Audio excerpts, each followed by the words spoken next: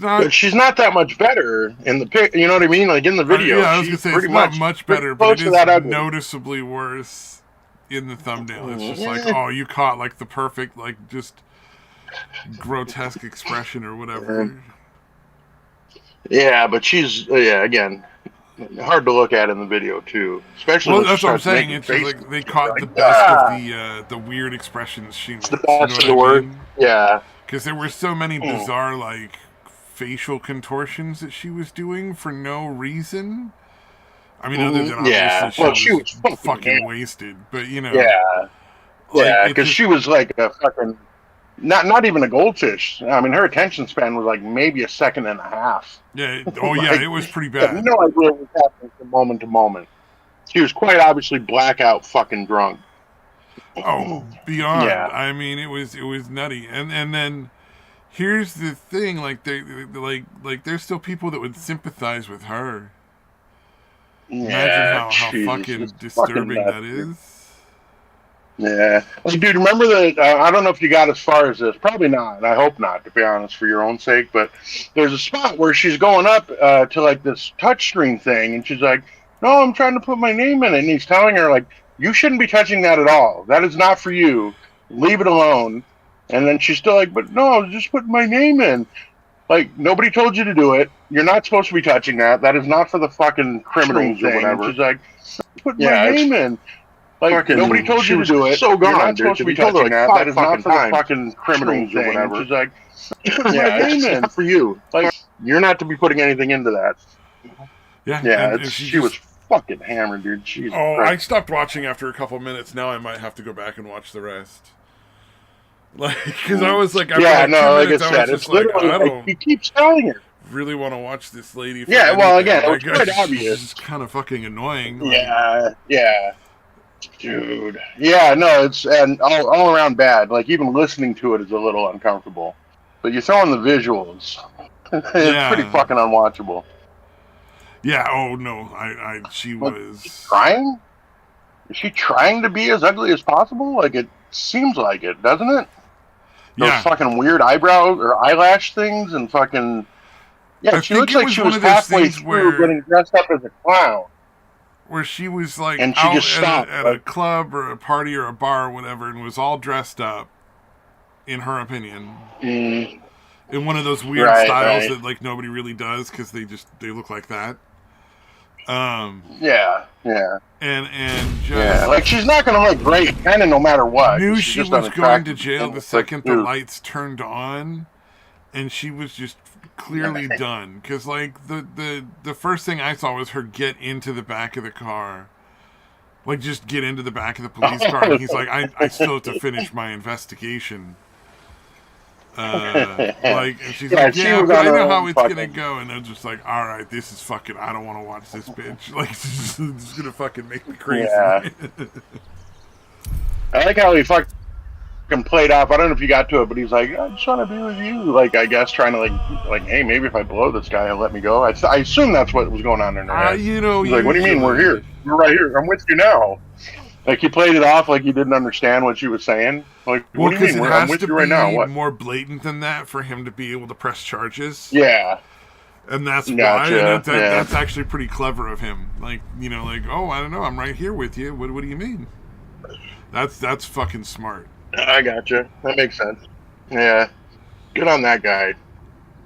Although, again, the opponent is not, you know, not the most well-armed. Wait, to be fair. Is that a bribe offer or a threat to the officer's yeah, I was going well-being? to say. Yeah. You could probably get a jury to sign off on that. She threatened to be with me. Like, put her in jail. That's fucking horrible. That's a horrific threat. That's what I'm saying. Yeah, that might be considered a whole lot of other things. Oh, man. Damn. Sorry, I had to do that. That was like, I know that's childish, but I was like, I gotta fucking throw that like ridiculously childish joke in there. Yeah. No, again, she was exceptionally unattractive, dude. And again, just seemed to try to make herself look as bad as possible. I assume she thought it looked good. but kind of got the exact. Dude, the eyelashes thing, like, how do you get that much shit on your fucking eyelashes? That's fucking nuts. That's got to be like layers upon layers of shit, right? Like, nope, 100 layers is not going to cut it. I need 150 layers on my fucking eyelashes so that they're weighted down. That'll help me stay focused and alert with my eyebrows already heavy with the drunkenness. Wait, it was the eyelashes, right? It wasn't the eyebrows, right? It was the actual eyelashes she had all this shit on, right? Yeah. I think they were fake eyelashes, and there was also, like, something weird about her eyebrows that didn't really make a lot of sense. Yeah. No, it really did look like she was, like, halfway through doing her face up like a clown and just stopped. Yeah, that actually is a pretty apt description of her makeup. Yeah.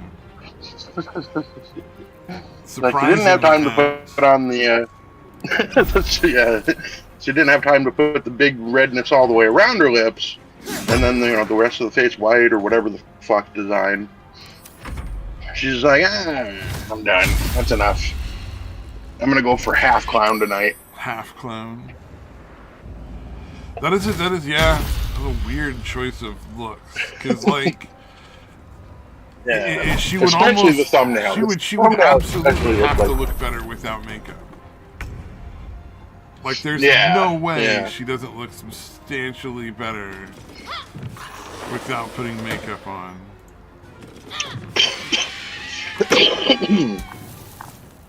Yeah, that is, again, clownish. In the worst possible way. Poor chick.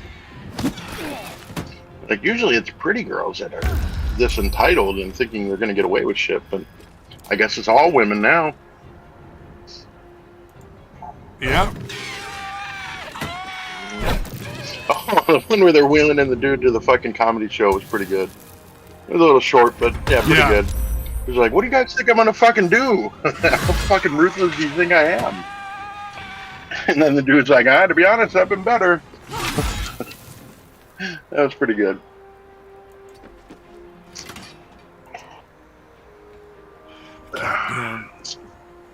Yeah, you got. The one you just posted about the. Oh, sorry. Oh, go ahead. Sorry. Go ahead. I was saying you do have to wonder. No, go ahead, man. You would think a comedian would say something awful at that point. Like, I can kind of understand. Yeah, well, I know they would think it. I don't know if anybody would be like, all right, I'm going to go ahead and attack this fucking disabled dude. Oh, yeah, no. He disabled dude. Do it. I'm just saying, it's like, yeah, obviously, he's not going to actually do it. It was kind of funny in its own respect. Yeah, the fact that he said that, dude. He's like, so how you doing? He's like, to be honest, I've been better. That was pretty sense, good. Dude. That guy had props to the fucking Crippy guy. Yeah. Although I probably would have been a little annoyed that he got like rolled in after he was on stage. Like, you know what I mean? Like, it seems like something you try to do in between sets or something. Because that's very conspicuous when you're wheeling a gigantic big fat guy in on a fucking in a wheelchair or whatever. Yeah. Yeah. I gotta wonder if it just happened to be that time where he's like, no, let's wait till the middle of the set. Make it all about me.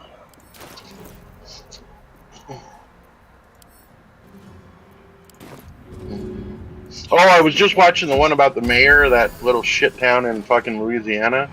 Yeah, what do you think with black people being mayor? Apparently they can't be mayor without stealing shit from a town? Like, Jesus Christ. Yeah. Yeah, they seem to have that attitude of, well, no, I deserve more than this, so I'm going to do this, and then I'm going to skim a bunch of money off to the fucking 90%. Yeah, it's funny because the limit's supposed to be 10% of their. If you're 10%, if anybody's not familiar, like a lot of small towns have these mayor's courts instead of actual because they're fucking poor or whatever. But if like more than 10% of the town's income is from like traffic tickets and that kind of shit, they're supposed to get a regular court set up and not do that. And this Yeah. town's 90%. 90% of their fucking income was from fucking ticketing out of towners and specifically out of staters. And they probably hate Texas, which I mean everybody does. That's other than people from Texas, we all agree that Texas is fucking obnoxious. I think. Yeah, Texas is pretty But rude. yeah. Well, it's just, dude, I don't understand being so fucking proud of where you happen to be fucking born, dude. It's bizarre to me. But anyways, yeah. But they were ticketing like people from Texas, like automatically. It seemed like because there can't be that many people passing through. Yeah, it's probably I wouldn't be surprised if it's somewhere on a relatively commonly used. Yeah, they're just passing like, through. Like everybody's commuting through there, kind of thing. Yeah, it's on the way to work or on the way home or whatever the fuck. Yeah, exactly. Yeah, because again, there's only a couple hundred. What'd they say? 200. There's like 242 people in the entire fucking town. So yeah, they're not getting a $1.5 million budget from tax, from citing the locals for traffic violations. Exactly. So it's got to be like people are passing through on like a regular commute. It's the only thing that makes any sense. Yeah. Like I said, I'm sure they ticket a fair amount of out-of-towners who are Louisianians, but it seemed like, okay, if you see a Texas license plate, you fucking ticket them for something. Make it up, whatever you got to do. Obviously, I'm going to find them guilty because it's in my best interest. Yeah.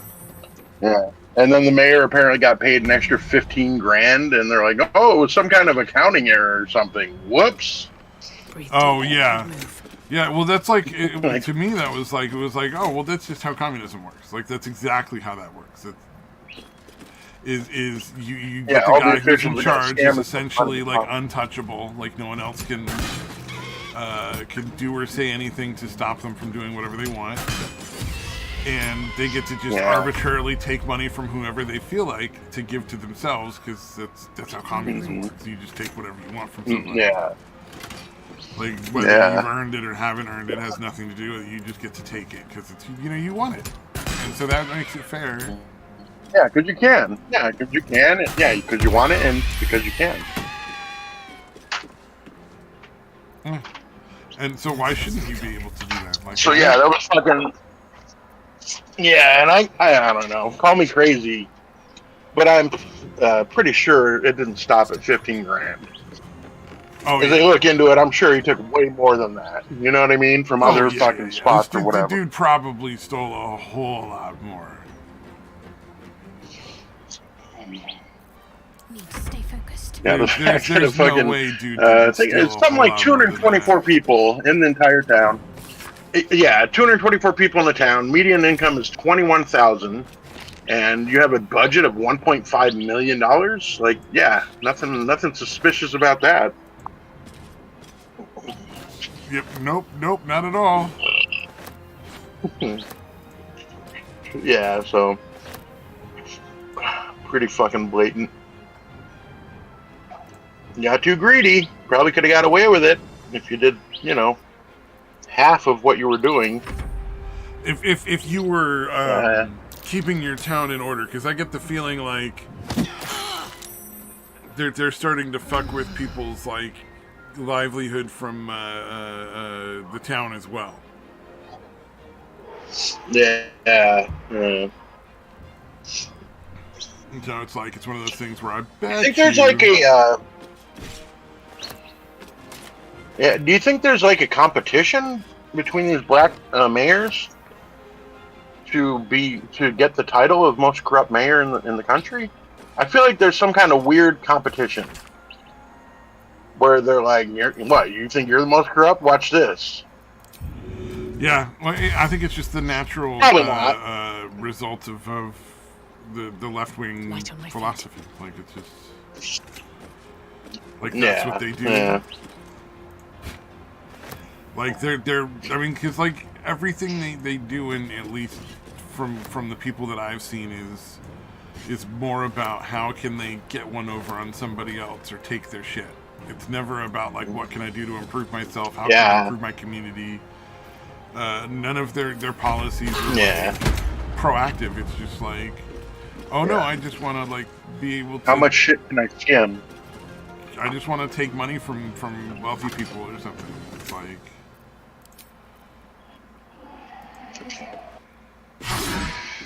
yeah, and he's almost certainly the wealthiest person in the fucking town. That's what he's taking. There's no wealthy people in your little shit town, fucker. Yeah, very odd. very, very irritating. Very irritating because this is a philosophy. It's obviously very broken. I miss this. And deliberately so. Yeah. But I think more and more people are starting to wake up. Like if you look in Dublin, there's like riots and stuff going on there because of all the bullshit. Oh, the online hate speech shit. Yeah. Oh well, yeah, but also Conor McGregor's talking about wanting to be president. Oh, okay. And he's popular enough in Ireland. That's not an unlikely event. He is fucking. Yeah, he is wildly popular. That is definitely true. He, especially in fucking Ireland, like they like to do it a lot in Ireland, bro. That's one of those ones where it's like, yeah, I have a feeling. If he really wants it, yeah, you should be scared. Yeah, I can. It's his for the taking. Yeah. Exactly. Yeah. Oh, I didn't watch the alarm clock one because I was like, God, that's fucking horrible. Effective, I'm sure. But I didn't watch the video, but I assume the thing rolls away, so you have to get up to turn it off. Is that the whole thing? Yeah. I thought that was a cute one. Okay. It was like for people that have like trouble like getting out of bed in the morning and shit. Yeah. No, that's definitely going to be effective.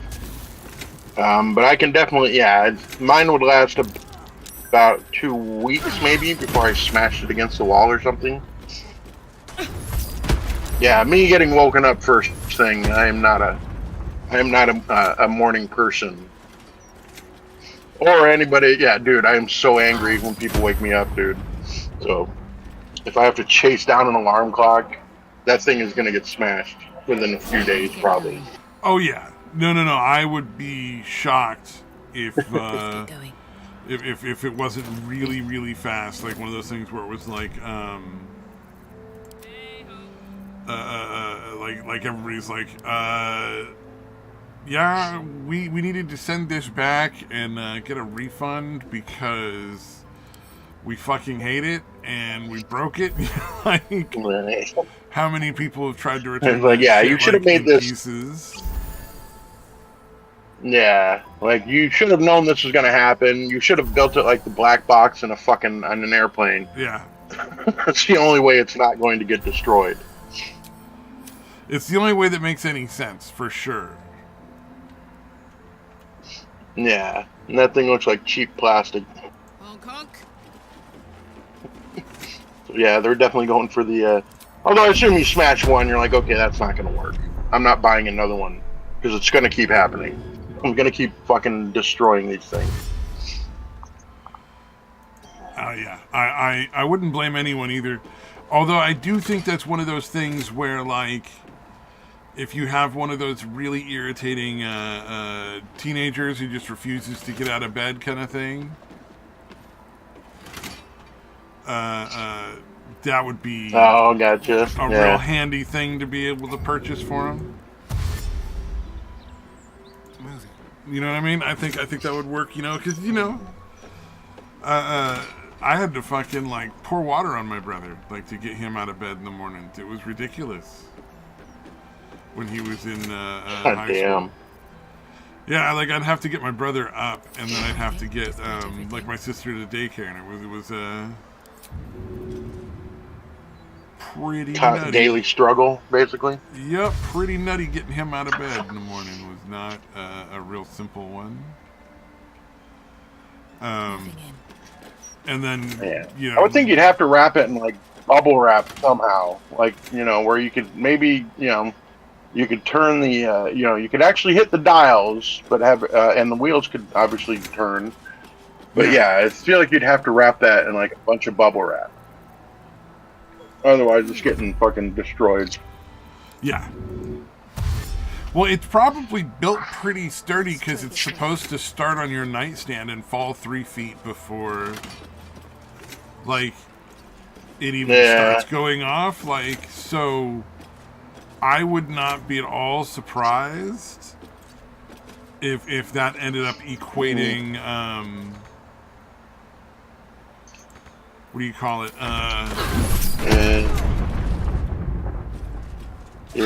Yeah, well, yeah, it would probably be best if it was, like, it should have foam around the plastic pieces or something. You know what I mean? To, like, cushion the fall, or people throwing it against the wall, that kind of thing. Where it can absorb a lot of the shock and keep going.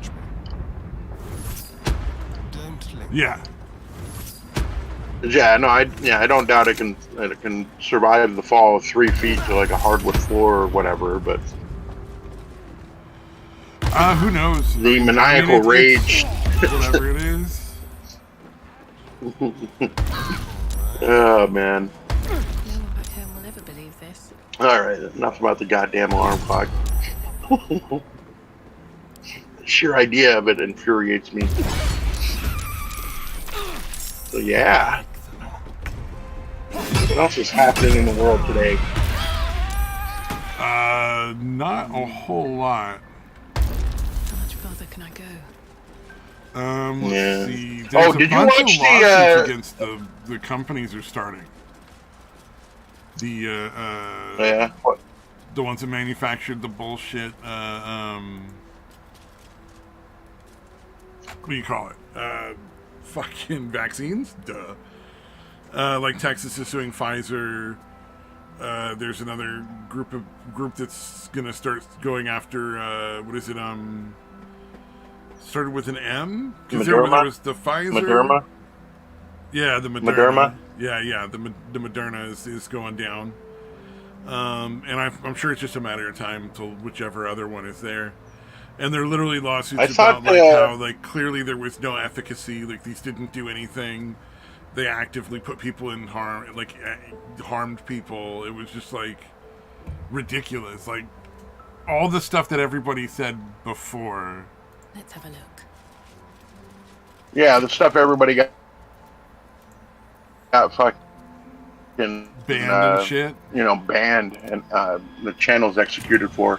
Yep, all that stuff. But didn't they preemptively like make them immune from prosecution or whatever? I thought that was a big part, like, of the fucked up thing was that like you couldn't. Yeah, I don't know what's going to to happen. For it. So I don't know if what it may end up being that people have to sue the feds essentially. So like whatever money is awarded in the lawsuits may not come out of the pharmaceutical companies' pockets. It may just come out of the taxpayers. Yeah. That was definitely some bullshit. Because they're like, why are they going to fucking bother trying to make it safe or any of that shit if they know there's no negative repercussions for them? Well, here's hopefully what happens.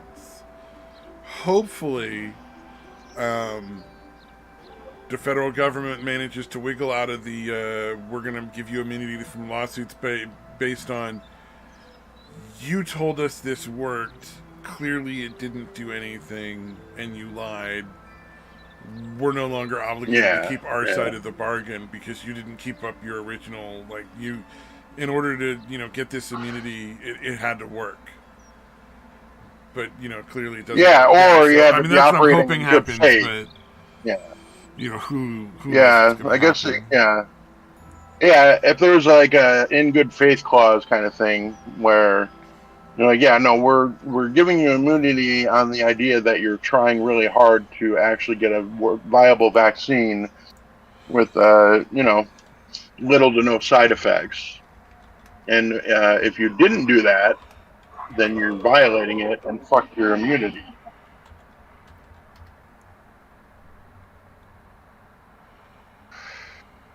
But yeah, I have no idea what the actual fucking the language in that immunity how it reads or anything. Nah, no clue So who myself. knows?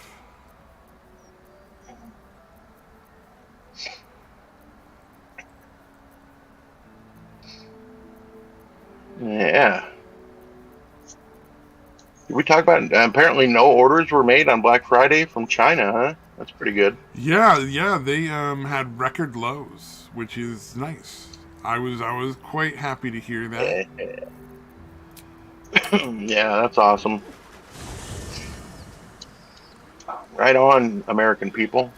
Good job. No. Well, I think it's a combination. So I don't think it's just like not wanting to like support China. I think it's nobody has any money. This is like probably the biggest part of this. Right. It's just like nobody's looking to spend a fuck ton of money that they don't own. And so you've got holiday. And so you've got like essentially, you know, like a whole mess of people who just don't have anything. And then you've got people who are like, well, if I'm going to get something, it's going to be something that lasts. And I've ordered so much crap over the course of the whole, what do you call it? The pandemic? Yeah, over the course of the pandemic. Yeah, not a lot of people have money for Christmas. They're like, yeah, we're gonna just kind of call it off this year. It's gonna be a very, very subdued Christmas holiday season. We're gonna have to rely on just spending time with friends and family. Yeah. Or they're actively the looking for gifts that they can get that they know aren't going to fall apart in like 2 seconds. Yeah. You know, so they're like, all right, cool. Here's what I'm going to do. I'm going to just, you know, not buy anything from China. Yeah. It does seem like a lot of the products are designed to just barely survive the shipping process. Yeah, exactly. Not much else. And I think people are really, really sick and tired of having like zero options when it comes to like being able to buy things that you know that aren't gonna just fall apart like seconds after they purchase them. So I don't know. I mean, I think that and also just people not having any money. And I think, you know, there's starting to be a what do you call it? What's the term? More of a growing movement of people who are just not interested in supporting China anymore. Cheaply made products. Yeah. No, just that one American made. Shit. I think that's also a growing portion of people as well, going like there's more and more people who are like, I want American. There's nobody has any money, and then there's, you know, the people that are just like, I don't want to buy something that's not going to fall apart, and everything I bought from China falls apart. So yeah, indeed, it's good to see. Definitely a positive sign. Yeah, positive trend. Oh, absolutely. Oh shit! Did you watch the? Did you watch the video I posted of the George Santos, that fucking the pathological liar fucking congressman that they ejected from the House? No. What happened? Yeah, well, dude, they actually removed him from the House of Representatives. George Santos, I forget where the fuck he's from, actually, now that I think about it. But anyways, dude, pretty much everything he said ever seems to have been a lie. Like, his lies are fucking, the sheer amount of lies this dude tells it's just ridiculous, dude. It's like absurd, the amount of fucking bullshit. So yeah, if he said it, there's like a 99% chance that he was lying. Because I knew there was a couple, like he said he was Jewish for some reason, and fucking, like weird shit like that. But yeah, I can't. Yeah. If you get a chance, watch the video. Like you said, the dude's a bit of a dumbass lefty because he brings up the "Don't Say Gay" bill. He apparently is unaware that it doesn't say "Don't Say Gay" anywhere in it. But beyond that, just him. Yeah, I love that one. That's one of my fucking biggest pet peeves. Is that, yeah, but anyways, yeah, like if you ignore that kind of shit, you at least cataloging all the fucking ridiculous lies that George Santos came up with. Yeah, it's comical how fucking crazy, like, he seems to be one of those people that literally wouldn't tell the truth if it saved his life. probably wouldn't. So yeah, just again, a pathological degree of lying for sure. I wish I had watched it more recently so I could give you more examples of what I'm talking about, but I just remember there being a lot of them. Kind of hard to zero in on one. Yep, that'll definitely do it. So there's that. When's the last time anybody got kicked out of fucking, like, when's the last time anybody got kicked out of Congress? I can't remember that ever happening, really. I know there's plenty of step down and that kind of thing, but to actually fucking have themselves voted out of Congress, I don't remember that ever happening. It probably has, especially in the House. But yeah, I don't recall that ever happening before. Yeah, I don't know. There was also a dress code adopted because the one guy. Oh yeah, Fetterman. Yeah, was not wearing good clothes. He was wearing shitty clothes or whatever. I guess he was wearing his whole hoodie bullshit. Yeah, wearing a fucking hooded sweatshirt under the fucking floors of Congress. Yeah. Although yeah, kind of fitting. I feel like Congress overall has kind of fallen. And that's the Senate too, man. Jesus Christ, you can't get a fucking suit?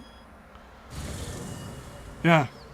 And it's not about whether or not you're comfortable or you want to be cool. It's about making us look bad, and that's what you did. That's what the guy was doing. Yeah. Congress overall is definitely making us quite the laughingstock worldwide, I would imagine. Peace, brother. We're here to take you home. The master needs all 7 of us for the ceremony. Did we talk about I didn't watch the video, so my apologies, but the Just Stop Oil people?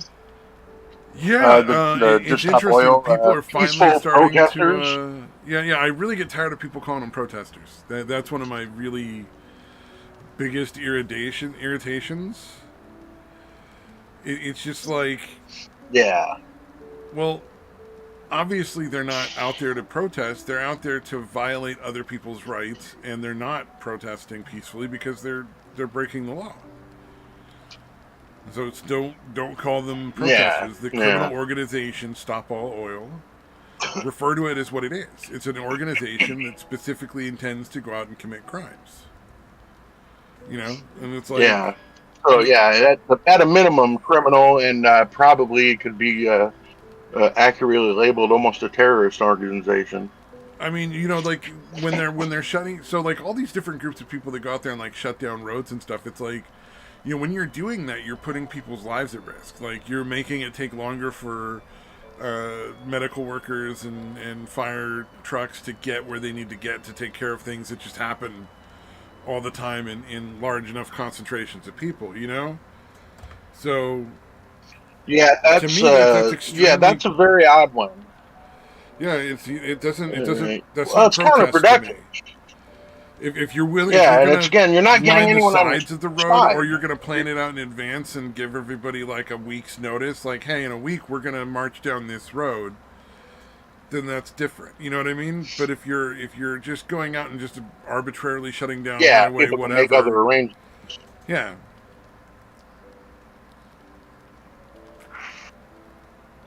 But in Yeah, the case no, of it's Stop All again, Oil, it's like they also go and just like destroy fucking pieces of art in museums. oh they go yeah, out and try to they're the ones that fucking would throw like soup cans on them. yeah, or they went in. They're like, here, Some I'm other gonna group throw went some in and tomato started soup painting on on this. one of the things, and it's like they went in and disrupted a play in the middle of it by getting up on stage and screaming and yelling and all this stuff, or throwing whatever it is they throw on people, and they actively like assault people occasionally. But Yeah. I say, you know what? The next time the bunch of those fucking lunatics glue their hands to the road, just go out there with an axe, remove the hands, and be like, "Yeah, we don't have time for this shit," and they'll see if they do it again. I'm guessing they stop. Yeah, we've been meaning to put speed bumps, so we'll just use your guys' hands as a speed bump. Well, So the you're hands will saving money. eventually just go away, like they'll get worn down. Fusion. Yeah, yeah, no, I'm sure. But in the meantime, God, till the bones get ground down. If I was in charge, the people would definitely not have to wonder whether or not there was like a psychotic dictator in charge. There'd be so much blood. Yeah. Just Right. fucking rivers. And you're like, yeah, no, fucking execute them. Fuck these people. Yeah, The world will be a better place. They're no longer in them. Fuck them. Exactly. It's like, we're gonna round up all these people. Incidentally, are probably the lower end of the IQ pool. We're just gonna put them down for the sake of the rest of us, because like they're not really contributing anything, and they're not really doing anything. Don't need them. Yeah. In fact, they have a negative effect, even on their own cause. Like, I don't think they actually care. I assume they just picked the cause because they wanted to fucking destroy shit. They're like, all right, let's say we're trying to stop oil, and let's annoy everybody with our antics. Like, and getting nobody on our side. Like, no one is on their side. The master needs. Yeah, that's why I'm saying it's very counterproductive. Like, if you actually wanted to have, illicit change, you're not going to annoy everybody else. More than power. You know what I mean? You can protest in ways where you can seem sympathetic, or people might listen to the message. As the guy pointed out, everything you're wearing was made of oil. Ascension will be mine. Like, and the fact that you're stopping traffic is causing those people to burn way more gas than they otherwise would. You're actively making more oil get burnt by your actions. This is your chance. Yeah. Stand with me. There's nothing positive Master. We will get our revenge. about what you're doing. You will all live again. His liar's smile spells danger. But again, I don't think, I assume a vast majority of them just want to fucking destroy shit. They don't really care about what the fucking cause is. He will lose his chance. Otherwise, they wouldn't act the way they act. He needs them to run willingly to their deaths, thinking they stand a I don't know, man. I think that group is gonna end up. What do you call that? Being labeled a terrorist organization? I think it's going to fade into like a real obscure group kind of thing. Enough talk, eventually. Enough lies. You were always weak, brother. Yeah, most likely. Weak. Or you certainly fucking hope so. Yeah, I think it's going to just get more and more obscure because there's going to be less and less people that are willing to do it. It's our only chance to be free, to end centuries of slavery. You will not ruin it, Astarian.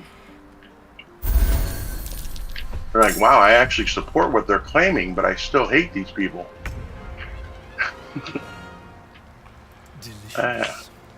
So yeah, like I said, very bad optics. That fucking group of people. I can't wait to see the end results when they all basically are like just completely fucking demolished. Because like, everything's gonna swing sooner or later, you know what I mean? Yeah.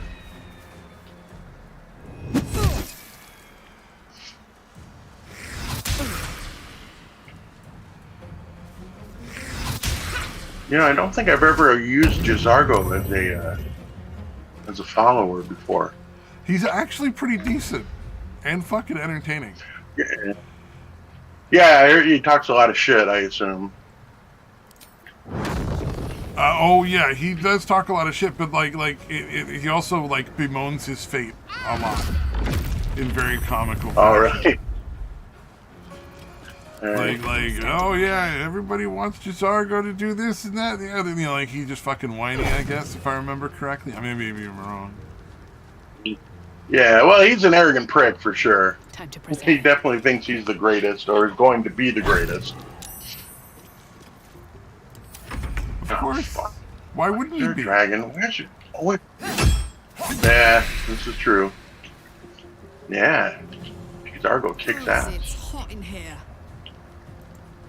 Dude, the College of Winterhold gets attacked by dragons a lot. Yeah. It's really fucking obnoxious. It's like every other fucking time you go there. Yeah. Jesus. Dude, these fucking arrow misfires are really getting annoying. Oh, yeah, I bet they are.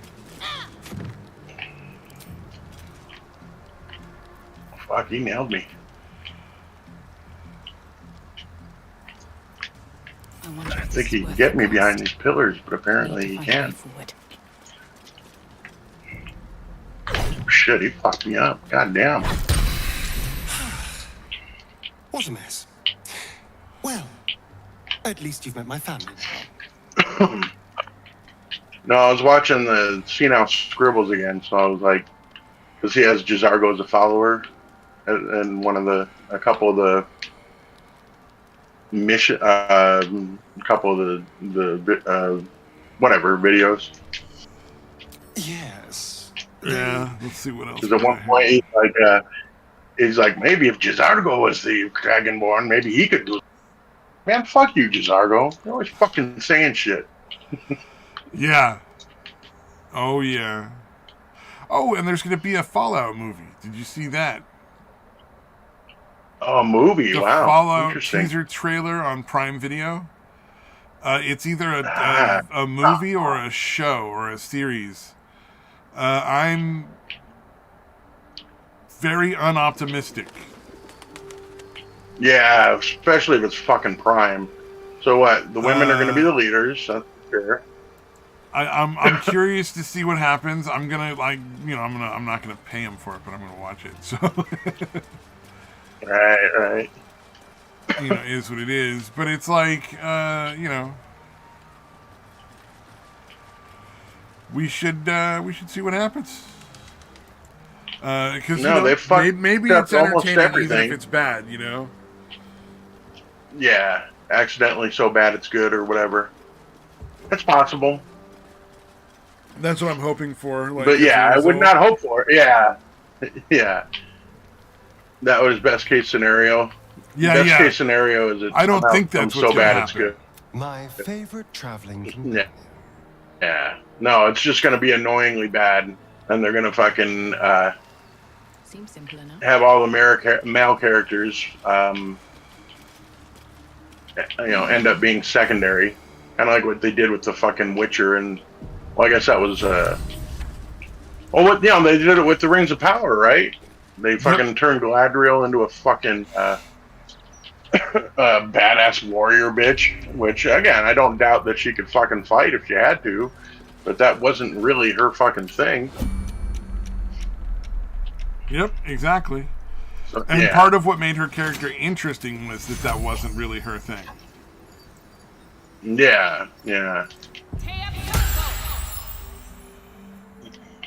So yeah, same people that did that, they fucked up the Wheel of Time really bad, which sucked because I really like those fucking books. I literally read mostly audiobooks, but still. Technically that's reading, I guess. But anyways, I was familiar with the books. So it was really disappointing for them to just kind of shit on all of that.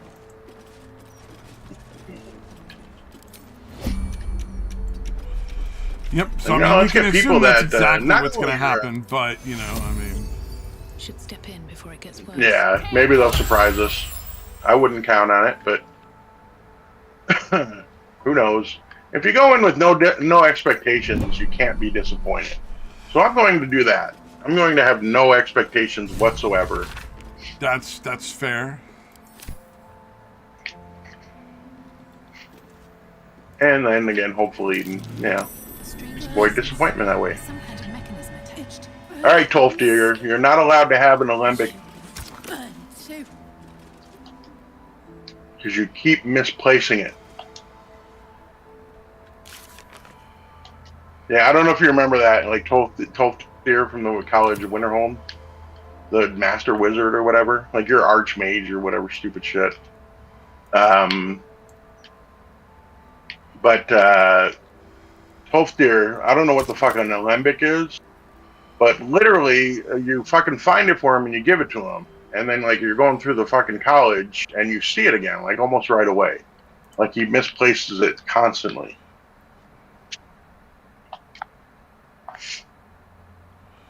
Yep. So I kind of feel like I'm just gonna leave it. I'm tired of fucking getting 30 fucking gold for bringing it back to his fucking dumbass. Oh, sheesh, hold on. I gotta find a good spot. Steel, no.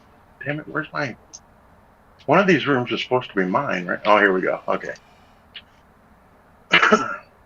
I just hate when you have to, like you want to give him an arrow, like a dragon bone arrow or whatever, to any followers or whoever. Yeah. And you have like 600, but you only need to give them one. So you basically have to find a container to put 599 of them in it.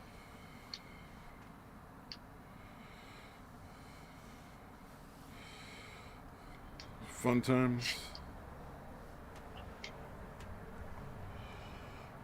Indeed. Oh, wait. Somebody's trying to message me. Oh, it's from that, yeah.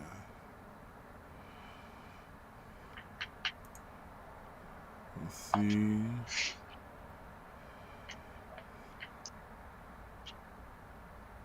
Take the dagger. Alright, now hopefully he can wear Daedric shit. I took Onmund for a while, like the one Nord at the fucking college. Oh, yeah. Alright, Jizargo's gonna wear the Daedric armor, so that's good. Damn it, where's the... What other fucking ring did I give him? Necklace of the Firewalker. Yeah, that's the one. Alright. Piggyback, He bitch. got Daedric dagger. Looks like he's gonna use it. That's good. Yeah, he's wearing everything. Right on. Trust no one. I also like to give him one of the swim underwater rings. Oh shit, did I forget to grab that from Onmund? I did. Fuck it. No. They never wear it anyway. Now, Alright, Jizargo, let's go fuck some shit up. I wonder if the gods are watching me.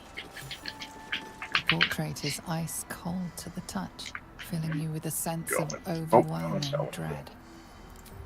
So why is the woman smiling? Alright, I'm the courier. Oh no, it's not for you. I'm looking for a Jizargo.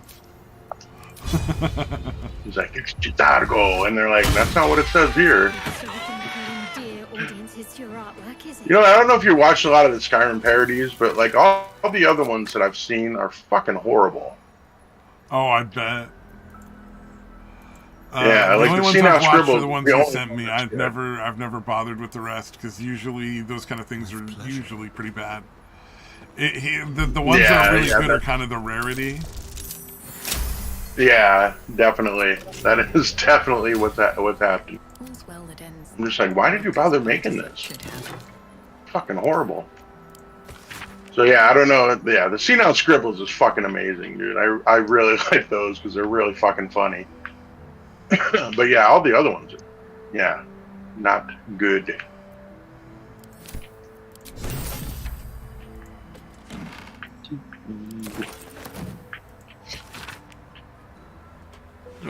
see.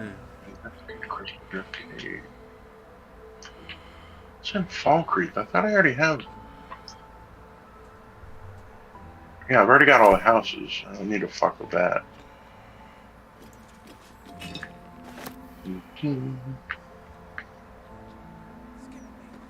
Hag's End. Let's go Need with to find Hag's a way End. forward.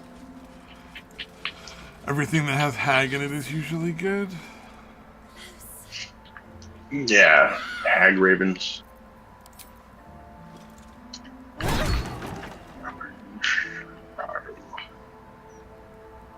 Alright, looking good. Yeah. I think I already cleared this out, Did though. you see the thing about the serial killer in California? Yeah. Oh, yeah, there's like twice as many fucking fentanyl deaths or whatever. Yeah, it was like one of those things where it's like more people are dying from fentanyl than the actual serial killer. How the fucking gotta love the irony there. Yeah, It's like yeah. Gavin Newsom is more effective at killing people than a serial killer, just by not enforcing any sort of laws of any kind, you know. Because like, while the state may decide that they don't feel the need to enforce any of those laws against like the substance abuse, like the other stuff, it's like they're still federally illegal. Like, you know, like you can't. It's like I'm surprised that there's no maybe because there's no money like there is with the weed stores, because like the feds will go in and raid weed stores every once in a while and just steal all their money because it's still federally illegal to sell marijuana even if it is legal in that state. Illegal.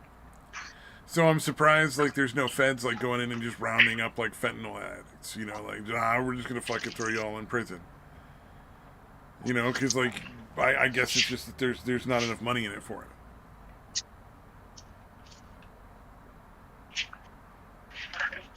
Yeah.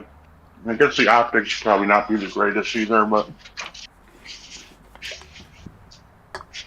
yeah. Well, it's just more of the like I could almost, you know, you could understand if they're like arresting them, charging them, and forcing them into like treatment programs or something. Yeah. Well, it's more of the lie of But the they're like, hey, we're gonna morality set that the left wing push forth, like that sort of claim to morality that's not real.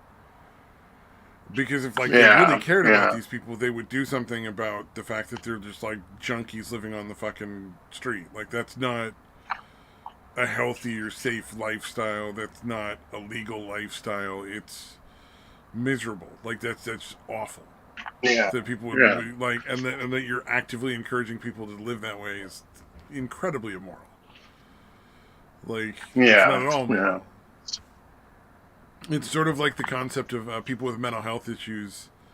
You know, unless they're a danger to themselves or others, should just be allowed to do whatever they want. And it's like, no, because a lot of times what they want to do is incredibly harmful to themselves and others. Like that's why they were locked up in the first place. Just because they said they're not going to do anything doesn't mean anything. Like they might even mean it. Well, they promised extra double promise with their fingers crossed, you know, like or whatever, the pinky swear. They double pinky swore. You know, double pinky swear that they're not going to do it, and then they just go out and do it anyway. It's like. There's no consideration for like previous like behavior. And it becomes a real issue for our company when they're trying to get people into the company, into the programs they're interviewing. There's a lot of times where like the state or county programs that are run by the government will just straight fucking lie. Like, just straight lie about, like, the last time that they were violent and what kind of violence it was. And so we'll find out, like, after they're already in the program, and then we have to discharge them. Because it's like, no, they had an act of violence within the last 3 years. Like, we don't take them. But like that's probably Dude, that's pretty messed up.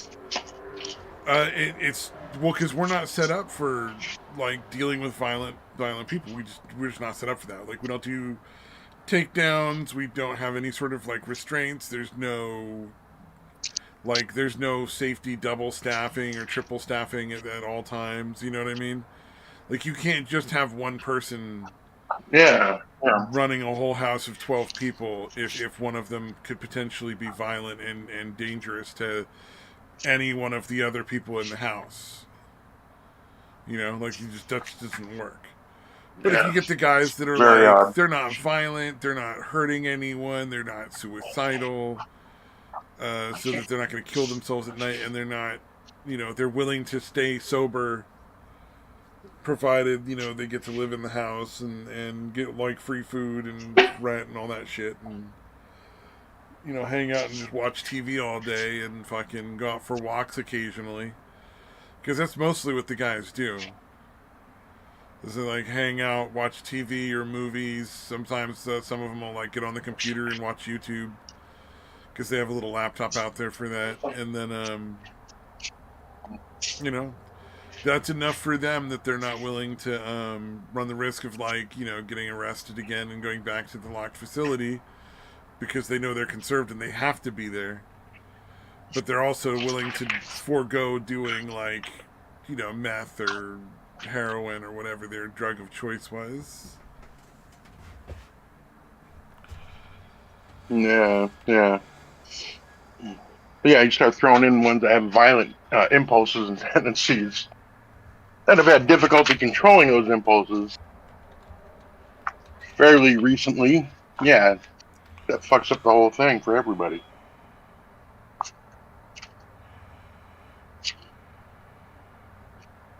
Yeah, it's very odd. It's very odd that they would. What? Why? Why the fuck do they lie about it? Do you know, like, what the motivation is for them to fuck lie about? No, it hasn't about 3 years. What the fuck is the motivation for that? Here we go. I don't know. I genuinely don't. Did it kick me off? No, are you okay. not hearing me? I said I don't know. Yeah, like, I am the now. Point is, I'm guessing it's just like a way of getting them out of like. Oh, you know what? Maybe because it costs less to be in our program than it does to be in a locked facility. Because there's a lot more rigor in a locked facility. Because like, hey, they got a fucking what do you call it? You can't not check on people for long periods of time, right? So like literally somebody has to, because they could be attacking each other. Yeah, somebody has to like check on them. Well, no, like even if they're alone in a room, like it's just one guy in his bedroom or whatever, and he's alone. You have to like go check on them on a regular basis to make sure that they're not like hurting themselves, or they haven't like escaped, or any number of things. It can get kind of silly. I gotcha. Don't mind if I do. Plus, like, you have to offer them water every so often, and like it's because it's locked. There's also a lot more that goes into like maintaining the building and like fire alarms and stuff like that. Because imagine if the fucking fire alarm, like a fire happened or something, and nobody wouldn't let the clients out or got them into like a safe place from anywhere. That could get real ugly real fucking quick, Yeah, I hear you.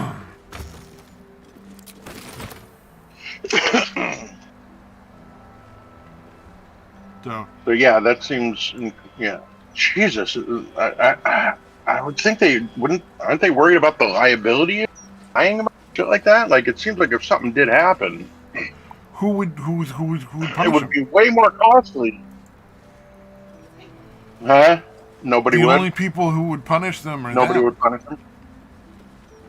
Oh, okay, I Who gotcha. else is going to hold them responsible? Yeah. It doesn't matter what you do or say because, Got a like, long road ahead. they're the ones that would have to punish them for doing it. Well, I was thinking like family members of anybody they attacked, or you know what I mean, like something like that, like getting sued, or like why the fuck did you lie to get this person in the program, then end up stabbing my fucking, daughter to death, or whatever. Oh well, we did have. It seems like that would. We did have a program where somebody got murdered, but it wasn't one of the programs like where I work. So where I work, everybody's interviewed, and they have a pretty good idea of their background. And most of the time, every once in a while, somebody gets squeaked through, but they're usually pretty quick because the clients aren't fucking stupid. They know these guys. We'll hear from somebody will come in and be like, we'll say John. There's nobody in my program named John, so I'll just use John. So John will come in and be like, yo, I'm worried that Dan is gonna fucking take a swing at me because he fucking always was punching people back in the lockup. I mean, so like you'll hear from people who are like gonna give you the honest truth, whereas the company doesn't. So that's how it usually plays out for us. As far as lawsuits, I don't know, because the program the guy got stabbed at, they were just letting people in off the street without any sort of like background checks. Yeah, background checks or anything. Any sort of criminal history things or whatever. And so like, one of the dudes was apparently just became obsessive over people, and so like he became obsessed with one of the female workers there. And then he stabbed her a bunch of times and then just went and sat down in his room on his bed and waited for the police.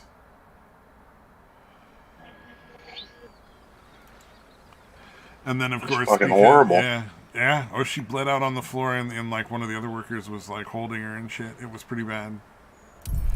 And the rescue workers wouldn't go in until the police got there, and the police took forever, so that's why she didn't get medical assistance anywhere near time enough to like stop her from bleeding out, because she might have actually survived had they just gone in and like worked on her. Like, cause which is the fucked up thing about that is like, there's obviously somebody who's not involved with the violence just in there not being harmed. There's to me, I don't see how. Yeah. I could not have. Yeah, I would have gone in.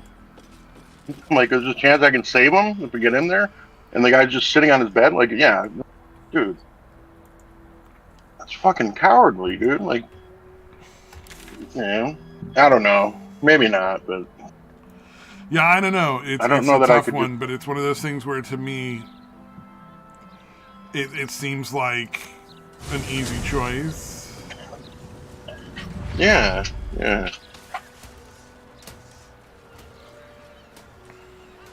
Like, yeah. Well, especially, I don't know if they were actually aware of the fact that the dude was just in his room fucking sitting now. But yeah, if they were, yeah, why the fuck not? Like, yeah, just be on the lookout for the dude or whatever, but somebody's bleeding out that you can possibly save. Like, yeah. Unless that's like literally their company policy. They're like, we're going to fire you if you go in when you're not supposed to or something. Although, I don't know. I feel like even then I would be like, oh, fuck you. I'm going to try to save somebody if I can. I should speak out.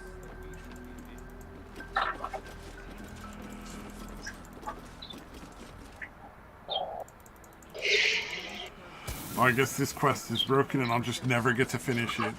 Well, my cousin saw a real ghost. What's this? And that sucks. Feels like You murdered someone in view of a guard. Perhaps unsurprisingly, you're under arrest. Yeah, there's one on the one quest on the quest line, whatever, that was added by the community or whatever, where there's a point where you're supposed to talk to this dude that's part of the Khajiit caravans. But what happened was I was just kind of wandering around Skyrim, like whatever, and I came across this camp and everybody attacked me, so I killed everybody. But one of the points you're supposed to go talk to the dude in the Khajiit caravan.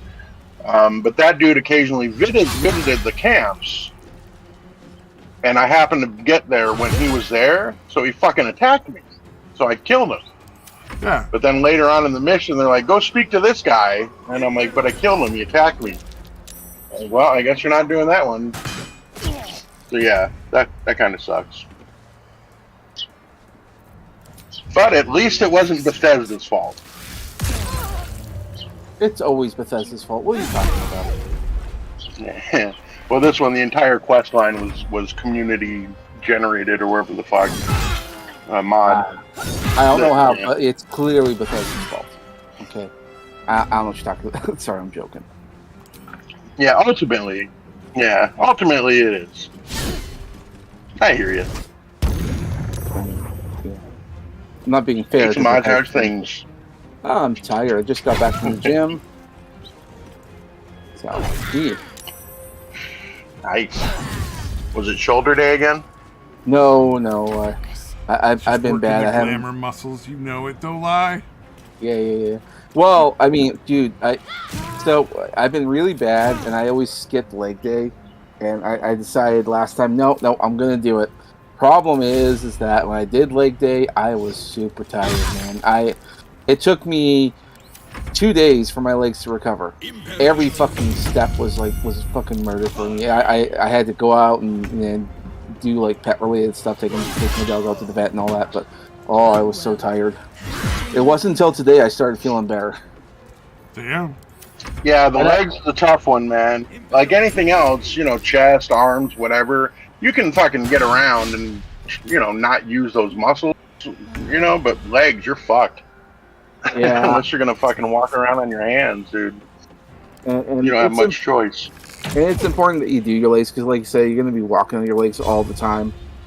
So, what I did was I decided I'm going to do like 100 squats. And I did, and boy, it was tough. Have to keep going. Do 200 squats next time. Nah, man, I'll do another 100, and we'll see how I go from there. Once it gets easy, then I'm like, okay, all right, now it's time to do more. Yeah, it's really just that first time when you fall out that you're gonna have that a horrible soreness for days afterwards. Once you keep doing it, that stops happening at least. Yeah. Well, I remember when I used this one machine that exercised exclusively the lower back, and it took me like almost a week to recover from that. But then the next time I used it, it's like it doesn't bother me like at all. Now it's like now I can do like the max weight, and I can do like 3 sets of 20. So like it's pretty good. It's pretty all right. Now it doesn't bother me as much. Even when I take like a week off. Yeah, even if I take like a week off from going to the gym and I go back to do it, I can still do it pretty okay. Ready for another round? So, yeah, it's when you haven't done it for like months and you just like go all out. Indeed. Yeah, and it doesn't take much, man. That first time, I mean, because I'm aware of that, and I've still overdone it when I thought I was taking it easy, and I still am fucking sore for like 2 or 3 days. Yeah. So, yeah, the first couple times at least, you got to go really easy on that shit. Whatever muscle group it is. Yep.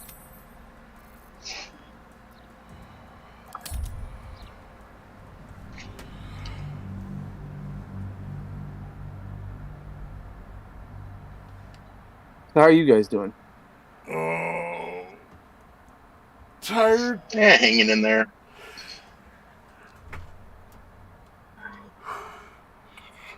My grandpappy got really fucking sick a few days ago. Or not really sick, behavior-wise he was fine. He was having severe digestive issues. And so I woke up, I was, puppy sitting overnight because my son worked at the graveyard or whatever. And I woke up and he had shit in like 4 different spots in my room. Let's get get that patched up. So yeah, that was a fucking nightmare. And again, he's usually really good. That's like the first time. Well, no, he shit one other time. It's like only the second time ever that he shit in my room or any of that. And because usually he'll wake me up. He starts licking my arms and shit to wake me up, or he'll fucking paw my head or whatever. And apparently it came on him. I assume it just came on him so fast that he had no time to wake me up, because he's usually really good about it. God damn, dude. Yeah, that was pretty nightmarish to wake up to. If not over, then through. But he's fine now. He appears to be fine now, so.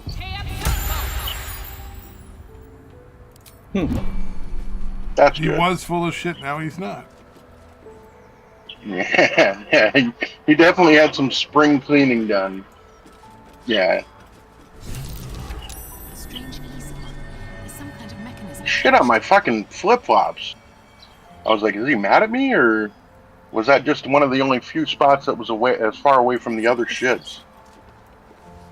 He's a golden retriever, so again, they're not the most vengeful. They're pretty fucking friendly. They don't seem to hold on to shit, so I can't imagine. So that, you guys are welcome. That is a picture of my sandals with my dog's bloody shit, or my granddog's bloody shit all over him. Thank you for sharing that. And I figured you guys would appreciate that. I Hey, don't know. at least you didn't have to clean it up. All you have to do is look at a picture of it. There was at least three other piles of shit. Much more significant than that one. Oh, if there's a lot of blood in your dog's shit, you might want to take it to the vet. Yeah, that was the only one that actually had blood in it, and it hadn't happened since, because I was watching him, checking out his shit. Yeah, it was the only one. All the other ones were pretty soft, but none of it was like actual diarrhea or anything. Oh man, maybe that was the only one that real was not yeah, bueno, had the blood and in then, it. Yeah. Fucking, you got it out all that over was your shoes. Oh God. But yeah, no, especially with what happened to him when he was a few months old, when I thought he was going to die. Yeah, that's pretty minor relative to that. Overwhelming dread. Sorry for the image. Yeah, dump. behavior-wise, he was fine. Yeah, sorry for the image dump there. I'm just shooing away all those that nasty photo. So shoot, get out of here. I could just erase it. I just wanted to make you guys look at it once. Here, I'll erase it. I didn't want to be mean. I didn't want to be rude. It's like you don't have to really erase anything. It's just it's just me. Speaking of which, yeah, no, I'll take it out.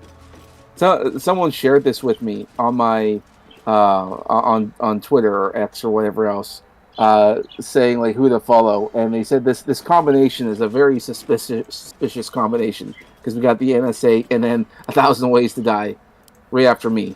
Oh, who did I piss off? You with a sense of overwhelming dread. I put it in the general. So why is the woman smiling? Noise. Let's see, there was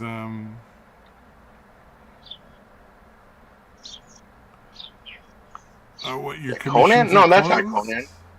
Oh, they've been closed for a while. I have to finish what I'm doing because I got other work to do.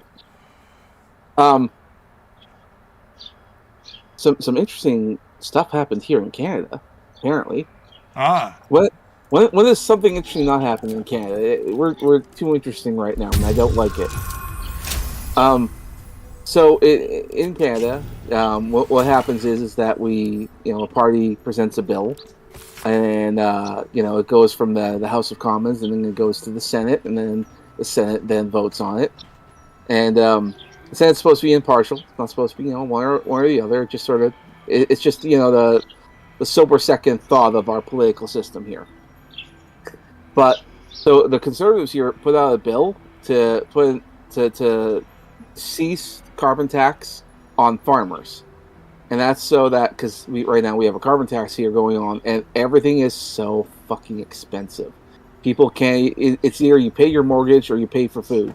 That's the situation that people are in here in Canada. So it's pretty bad. So what this bill was supposed to do was to say, okay, let's just stop the carbon tax just on farmers. That way, the food prices can go down, so we can at least eat and house ourselves. But the Senate, for some bizarre reason, unanimously all voted to strike it down, which doesn't happen.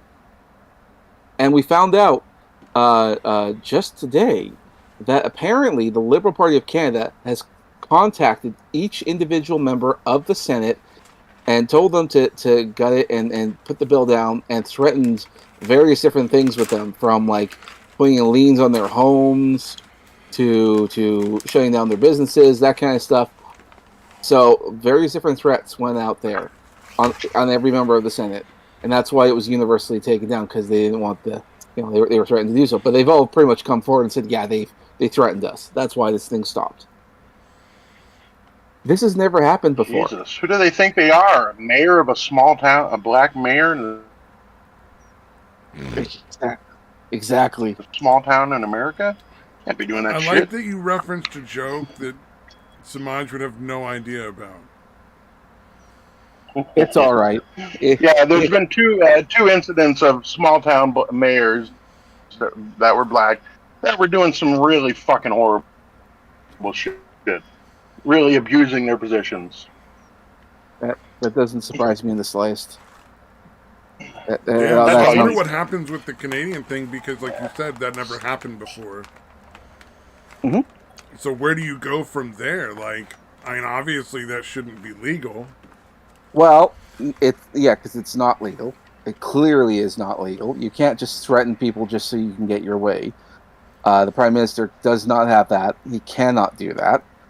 But he did, and other Liberal, party members who also called in and all that stuff. So it was the entirety of the party, and so it's a very strange position to be in. So I don't know what to go forward with this. I mean, maybe when the next time there's an election called, they'll do everything in their power to stay in power.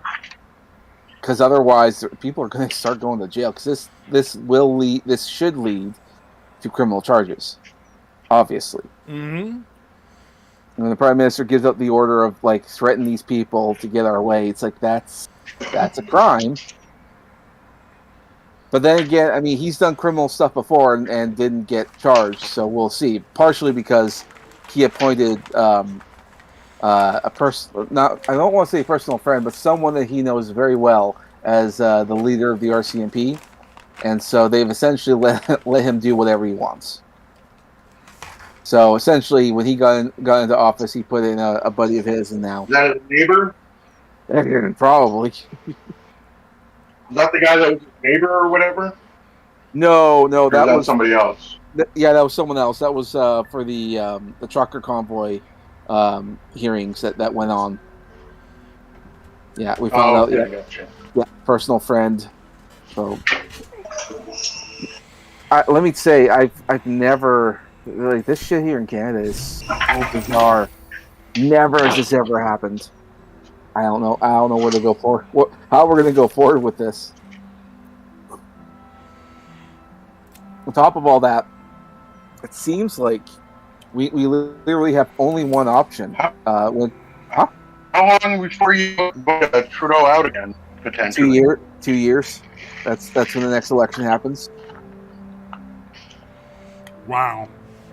Yeah. So so there's this petition going forward here in Canada right now, asking our various different members of Parliament and office and all that to do a vote of no confidence and force an election.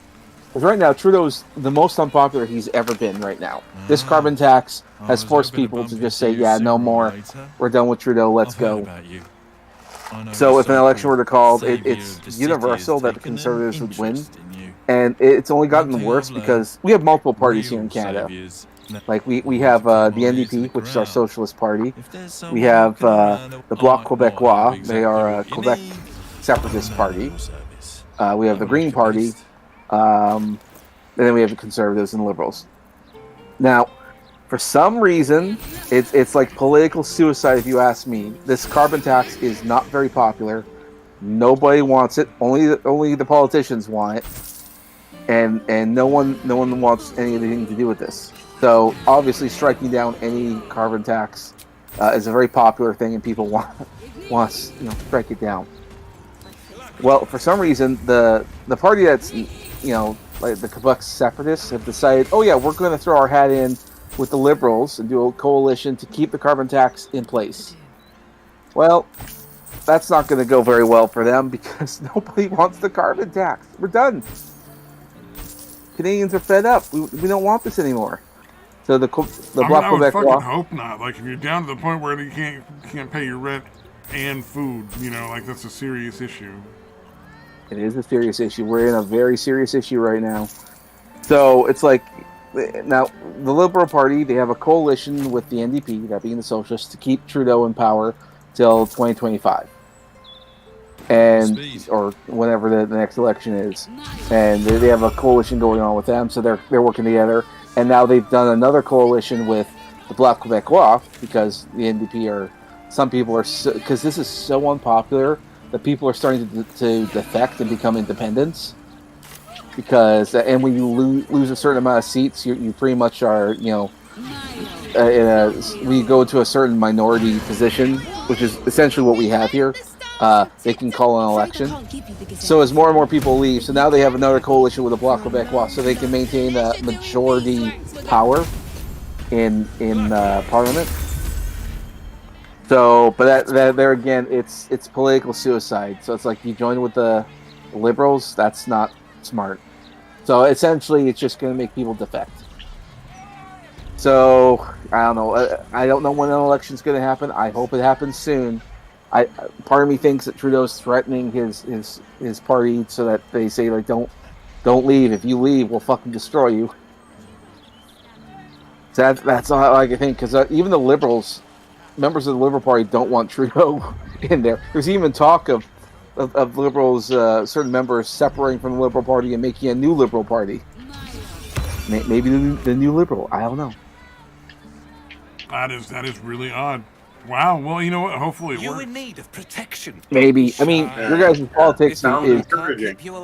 I hope so. I don't know. Our politics are just imploding right now. I know you guys are having the same thing.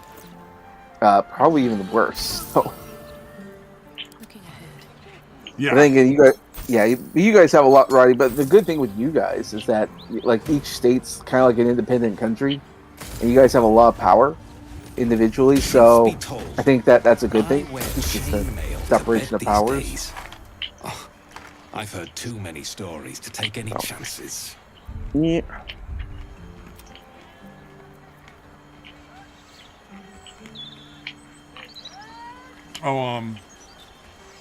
Let's see here. I saw a great little video. I didn't know they had you guys know what mall ninjas are? No, I've never heard that before. Mall? Yes. No. Go on. Okay, so mall ninja is a term for the people that buy like the fucking $50 katana and the $10 nunchucks at the fucking mall, and then think they're like gonna go use them as weapons and shit, and to carry them around like dumb fucks. They'll like get like little shurikens and carry them, or like little throwing sticks or whatever. Like, but it's all like supposedly ninja stuff. I saw like the equivalent of the in like the military, the mall mercenaries, where they were talking about like you should wear a fake bandage that has blood on it that's visible like on the top of it. And then you should always have like a handcuff key and a little blade underneath it.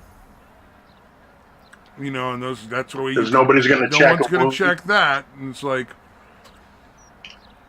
I mean, first and foremost, anywhere where that's going to be a requirement, you're going to run through a metal detector.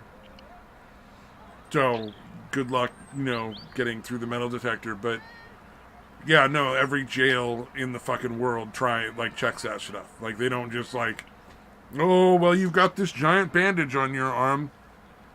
No need to be concerned about that. Just leave it as it is. Nah. Like, it was I in didn't the think they were comments. trying to claim you could go into jail with that. Oh, dude, what the fuck?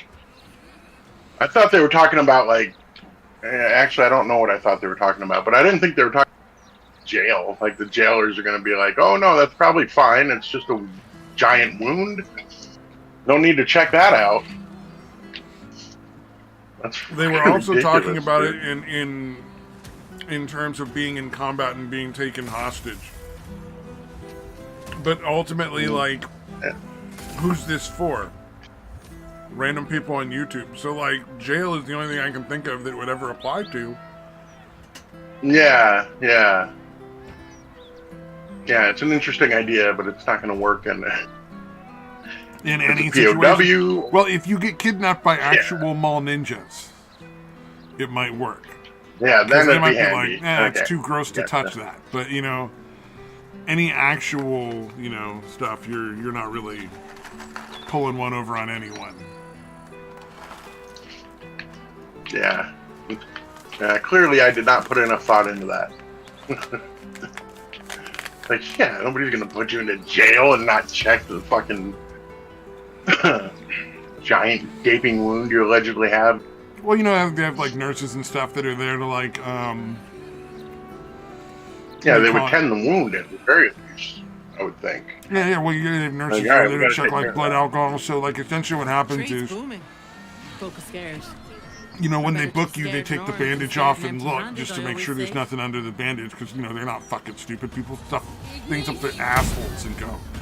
You know, of course they're gonna Yeah. fucking put things under a fucking bandage. Come on.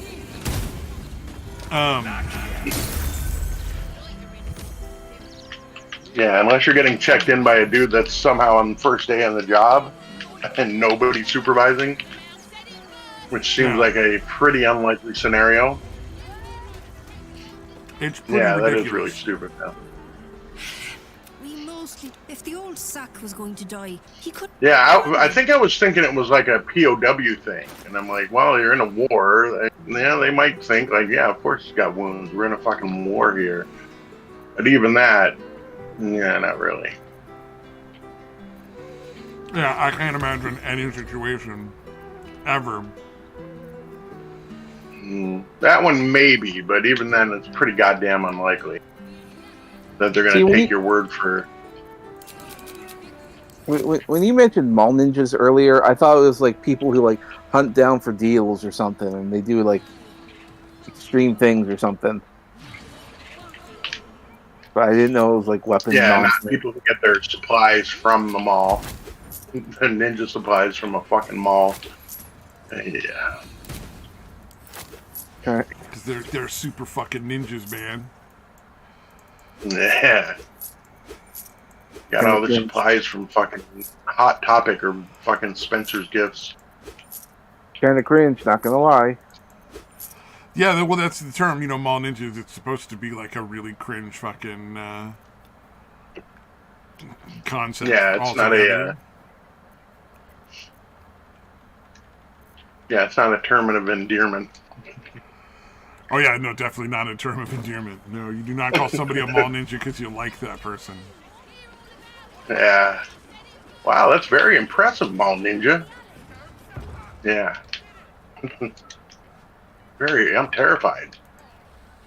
Your Mall Ninja loadout.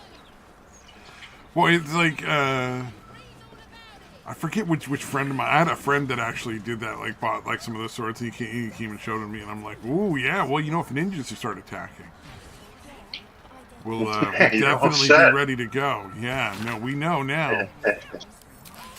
Yeah, I hope you're around when we get attacked by ninjas. Yeah.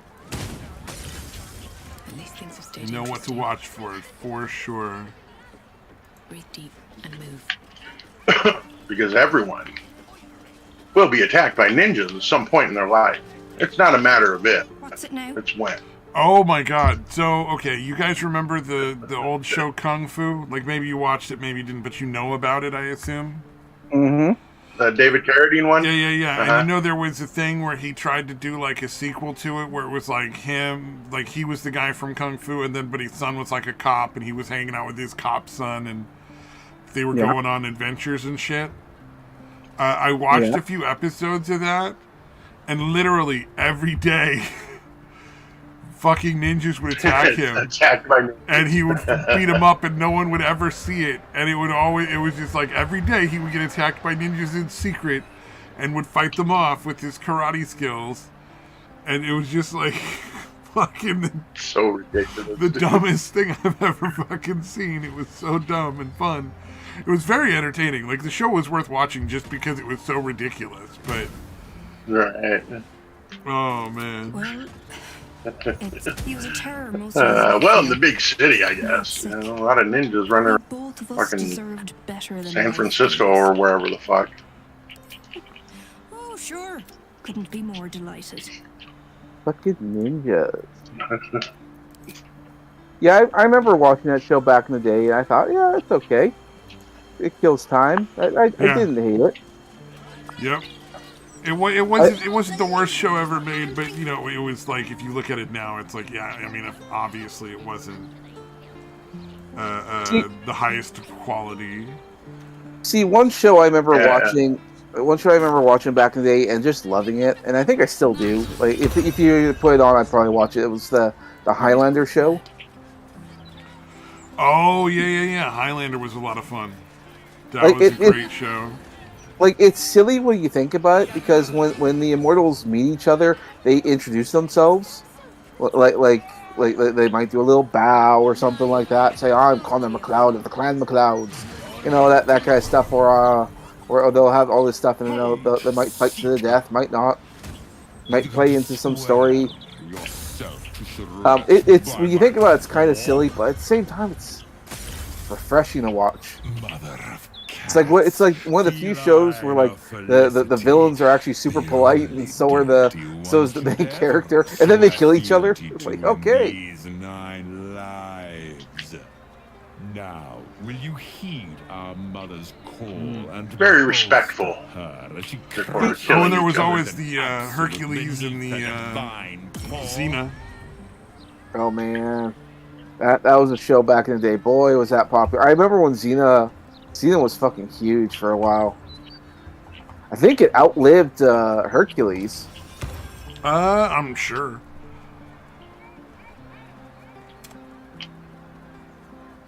Yeah.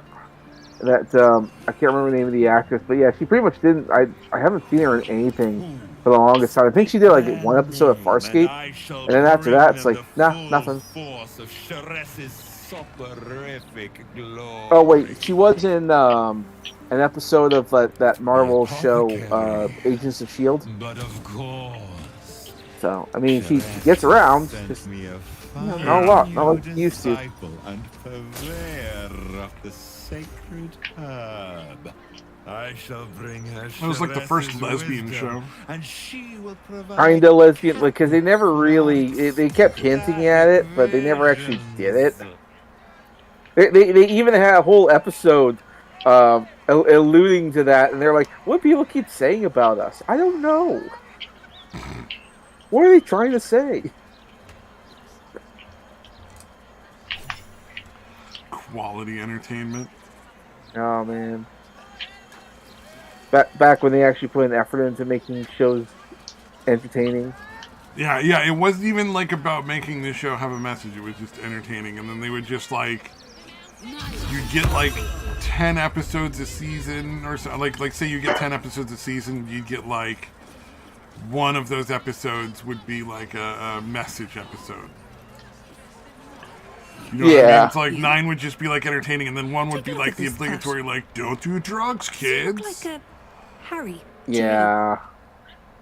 It's like they were like obligated to do it. Back in the day, that's like everyone was all like, TV is killing everyone. I remember when they did like Power Rangers, and then they said like I remember there was like a news thing about this kid who died at train near a train rail. And they said that they were playing Power Rangers, and then they blamed Power Rangers for the kids dying. It's like, no, the kids were playing near trains. I mean, that's the parents' fault, but they still did it. When you next hear thunder, know it is Charisse herself. Yeah, well, that was like back when like people. Yeah, that sounds It's more like a Darwin Award nominee. Pretty much. Those kids did their greatest deed to humanity by taking themselves out of the fucking gene pool. Yep.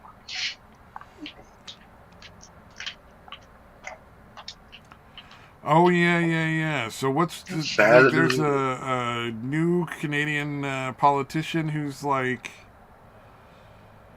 kind of savage.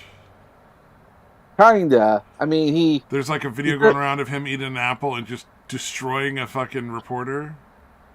Right. That's Pierre Poilievre. He's the leader of the Conservatives, the one that everyone thinks is going to win. And everyone keeps saying, "Oh, he's like Donald Trump." Not really.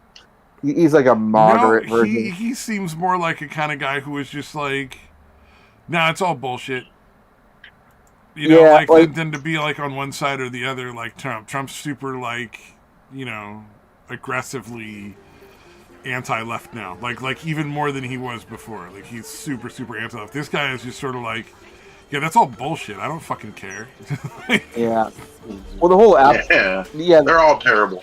The whole Apple thing is like a reporter kept asking. Well, people say there were some people that said that you support the alt-right, and he just sort of stands there eating his apples. Like, who says that? Well, some people. Like, what people? Yeah. And some experts are saying that you appeal to the extremists out there. It's like, what experts? And they just kept asking, like, what experts? Who you talk about? Name a source. Making him name somebody. Yeah, it's like you're gonna have to bring out like a source. You're gonna have to name somebody. Like, we're not gonna play this game, guys. Come on. Yeah, and he just eats the apples. He said, like, yeah, who? Yeah, who's doing it? It's a good video. Don't get me wrong. Oh, I just wondered because I didn't know anything about the guy, so I have no idea if he's really like a good politician or like, you know, it seems like it's going to help Canada in some way, or if that's just, you know, a fucking funny moment that got caught and he's just, you know, like your standard bullshit. It's hard to say. You know? It's hard to say if there is such a thing as a good politician anymore. I like to have faith in this guy, Pierre Poilievre, but at the same time, I'm like, I don't know, man. I kind of feel like you're just a plant. Yeah, but then I think, could be. I think I'm just. Yeah. Troll opposition. I think I'm just jaded. I think it's like so much bullshit, so many lies, so many things have been going on. I think I'm just unable to trust. Yeah, it's not an unreasonable spot to be in, because, again, you get fucked with as much as they have, as full of shit as they are. Oh, yeah. I mean, look at the whole... Assuming a politician that's full of shit, you're going to be right way more often, at the very least. Well, and look at the whole COVID thing and the vaccine stuff. They said, like, it just kept lying. It's like, we've lost all faith in you people. Because they said, like, you know, get your 2 shots, and then you're like 100% protected, and then, you know, went 90, then 80, 70, 60%. All right, you're 50% protected, and you need to get a booster now, and the booster will put you back up to 90. The booster is only like, you know, 80% effective, 70, and it just kept going down and down. And then it's like you need to get every what was it, every 6 months? Oh my god, it was so stupid. I got lost, and then when I found Mommy and Daddy again, they wouldn't get up. I shouldn't have run away. I'm just sorry. Yeah, I just got here and we're already grinding down. Oh, sorry, there was a small child crying on my screen. Oh. Let's see. Jesse Smollett's appeal got denied. And he's going back to jail for 5 more months. Good. I feel like he should be in jail for a lot longer, but, you know, at least he's getting... You've got connections, haven't you? You know, well, he's getting some might sort end of up. I think the sad thing is that I'm thinking people are starting to forget about him. Well, no, that's a good thing. I honestly, like, if he got out of jail, but everybody just forgot who the fuck he was, I wouldn't care. Well, you know what I mean, because mean, better he have absolutely no attention and no career after this, plagued by pestilence, than to like get away, than to like fucking go into jail and then be super famous when he comes out, and everybody wants to put him on their show, and he makes a whole bunch of fucking money off of it. That would be the worst possible outcome. See, that's what I mean by like, if we forget about him, then that means he gets to come back, and then he gets back to work, and then he can do this shit all over again. But I don't think that people should be forgotten. I think we need to remember all this. Like, granted, if he came back and started apologizing and then started advocating, like, listen, telling lies isn't good. I know from firsthand. Whatever. If you start doing shit like that, like, oh, maybe I'll start to forgive him. Ever noticed the same about you, Astarion? Yeah, if he actually admitted his guilt instead of trying to pretend he's fucking, like he didn't do the shit he did, that would be nice. Yeah, that would be. He still hasn't done that. He's still fucking trying to claim he's innocent. You know, it's proven pretty fucking conclusively, dude. Yep. Like, it's absurd to fucking claim anything otherwise. Yeah, but he tried. But there's still enough people out there that are going to be like, no, he was black, and they framed him because he's black. No, he tried to get a higher profile so he could get a raise on his shitty fucking show, and he got busted. Like, he's fucking guilty. Yeah. You do not have an appointment. I mean, there's people that still think OJ was innocent. You seek an audience with Mr. Carrion. Yep.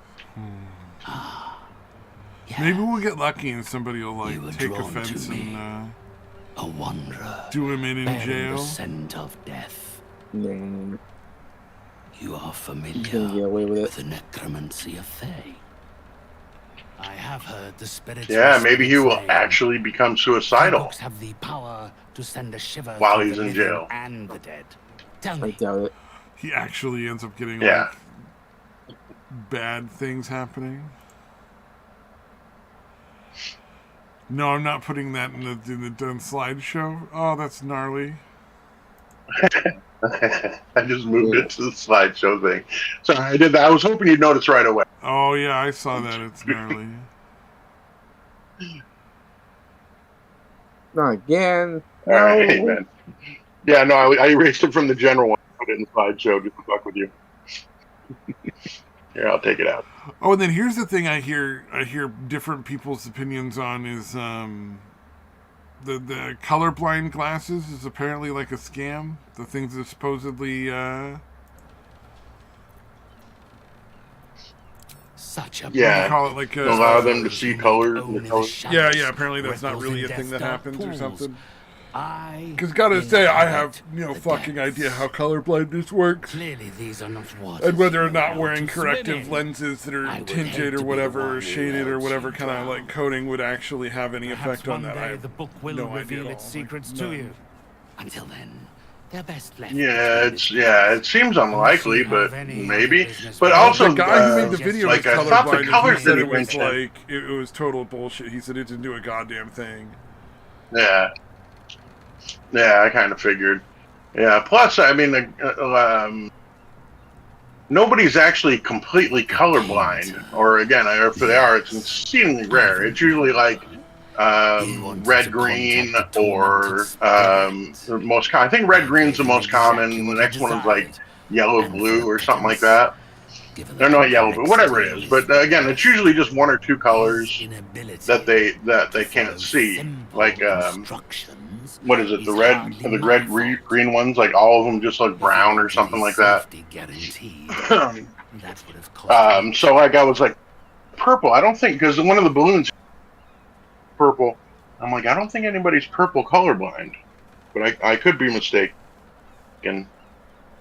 I mean, either way, it definitely seems like they're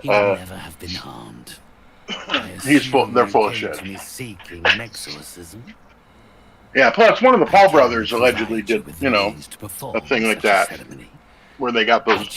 This was a long time ago. This was like a few years ago, where he fucking puts the alleged corrective lenses on, and he's like freaking out about how fucking amazing everything looks. So Oh, yeah, yeah. if there's a Paul brother involved, Logan Paul was I one tend of to the think that video clips there's they had of shenanigans. him doing the wearing the glasses and protect. Yeah, that was saying from a he could long see. time ago.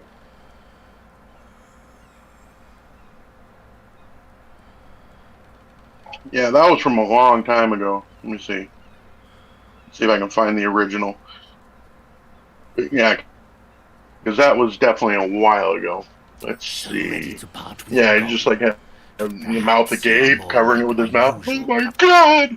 7 years ago. That was 7 years ago. Purchase Oscar's salvation. If you can afford. So yeah, if they're putting that in, that's been around for at least 7 years, obviously.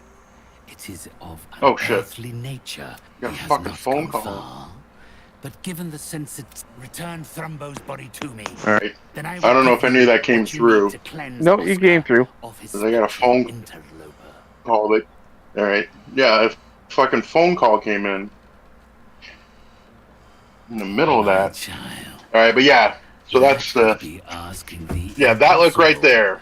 He is. I believe that's the first time I realized that Logan Paul was full of shit. I was mostly unaware of his existence. What do they call them? I'm like, wow, he's a really shitty actor. Oh, I got to head out. I guess I'll talk to you all later. Right on, man. I rescued Take from care. the jaws Hey, of man. death Thanks for stopping by. and gave a Peace second out. chance at earthly purpose. I think So, he's yeah, already is that gone. one they were showing? The fucking flip up. In Yeah, no, I know, but I'm asking you. I'm Oh, not you didn't. looking at it anymore. Right? I will take I'm not you looking at the back. poop anymore. Yeah. It is my property, not. Yeah. Oh no, I erased that. I deleted that. I'm talking about the colorblind thing from Logan Paul, like the one that you watched. Did they actually show the Logan Paul clip as part of that? Like a Yeah, thing at yeah. work? They showed Logan Paul as well as a couple other people that they have videos of, and it seems like most of them had some sort of affiliate link. So like, wow, they would be like, we see color, and you can too if you click on that link and go buy that product.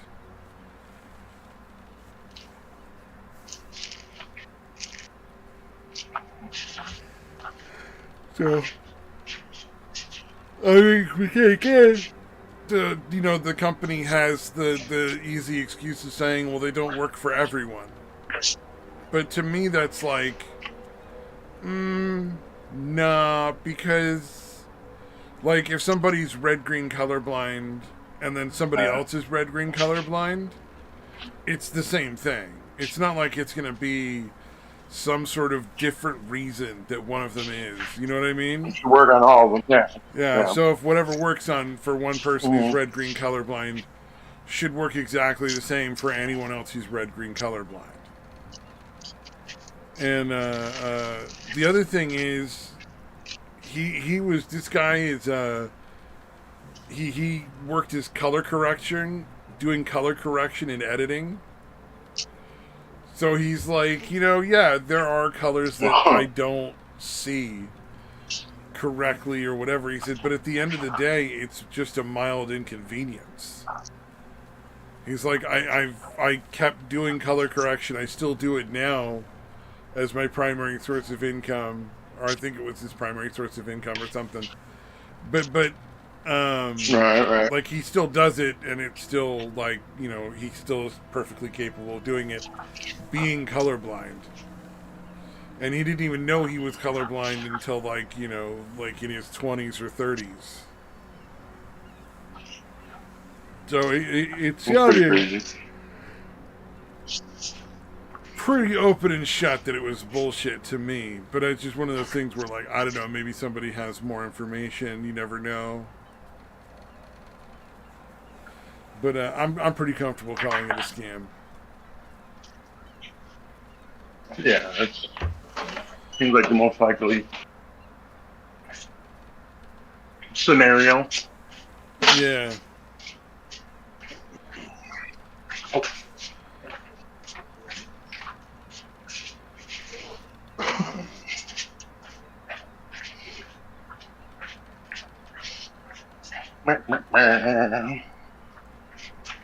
So that's. Oh, you see the Johnny Somali, I think is what his name was, the streamer in Japan.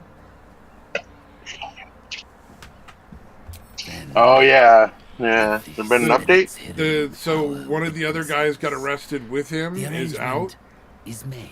And he did a others stream where he escaped was with him. making fun of Johnny, and he was just like, "Yeah, that even guy's Thumbo's fucked. modicum of There will be no more live streams They with can me no in doubt point you Japan ever." in his direction. He's like, people can be upset and unhappy about that, but I don't give a shit. It's just not worth it. It's too dangerous. So, and he seemed pretty convinced that, like, while his trial, got him another chance to get out of the fucking country before they put him in prison, because he's, gonna continue acting like a fool anyway, I'm sure. But he seemed pretty convinced that Johnny was fucking done.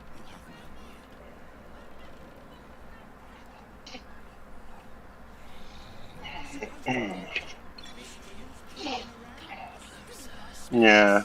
No, all them fuckers should. Yeah, anybody who's being that much of a fucking asshole in public, just for fucking views especially, man, what the fuck? Yeah. Prosecute them to the fullest extent of the law. Yes, always the fullest extent of the law, damn it.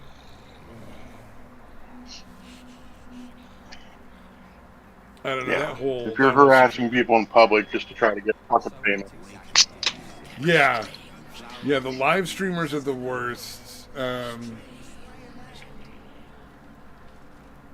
What is it? They're the pranks. The prank people are like the second worst in my opinion, because they vacillate between like pranks that are not pranks, like buying 1 million pizzas for 1 million homeless people prank. Whoa, we're so edgy and cool, like that kind of shit.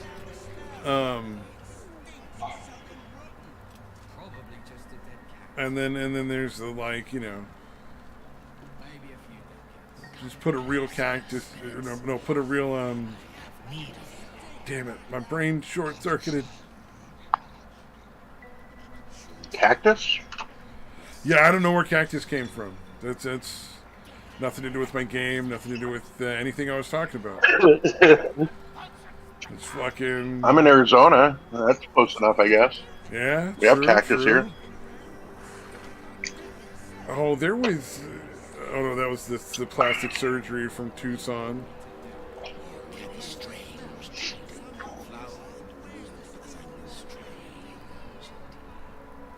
Oh, hold on, I forgot about that one. What the hell was that? Get you some titties put on if you want. Oh man, right, what's really fucking cringe? You know that JP Awakens guy? Red hair, super buff, does like skits where he's making fun of like left-wing kind of wokeology kind of shit. It's I'm not familiar, but okay. So, well, there's like a lot of channels that are just like outrage porn. Especially like... Oh, okay, right. Yeah. Especially like around like, social justice stuff, there's like outrage porn. Like, I would qualify Matt Walsh as like outrage porn. Because the stuff he's saying isn't necessarily very accurate, but he's like, clearly, full of shit. Like, he's just fucking making money off of this. Because he's a Catholic or a fucking... He's more extreme, Christian.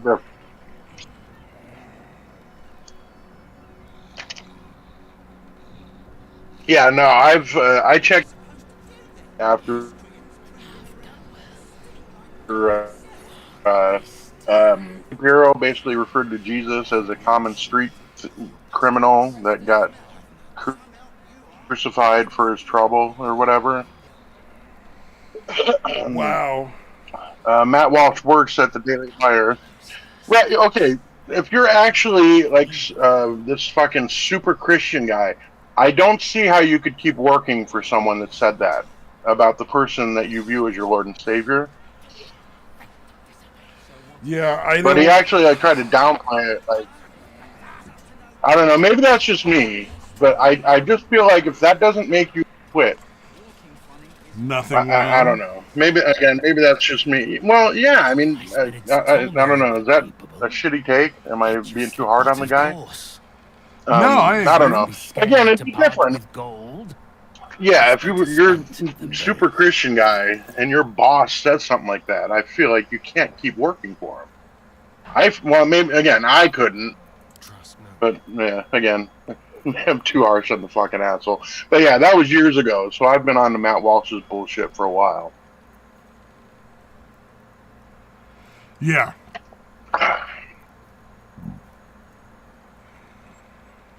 He did all right with the "what is a woman" thing. That wasn't bad, I guess, but ultimately, he's still just a fucking grifting faggot that's using Christianity as his grift.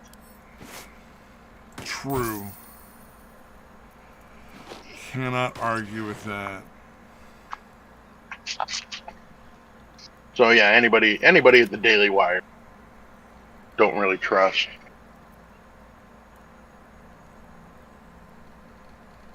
Yeah, because I followed them all before I realized how full of shit Ben Shapiro was. I think I followed most of the people there, Michael Knowles and Andrew Klavan.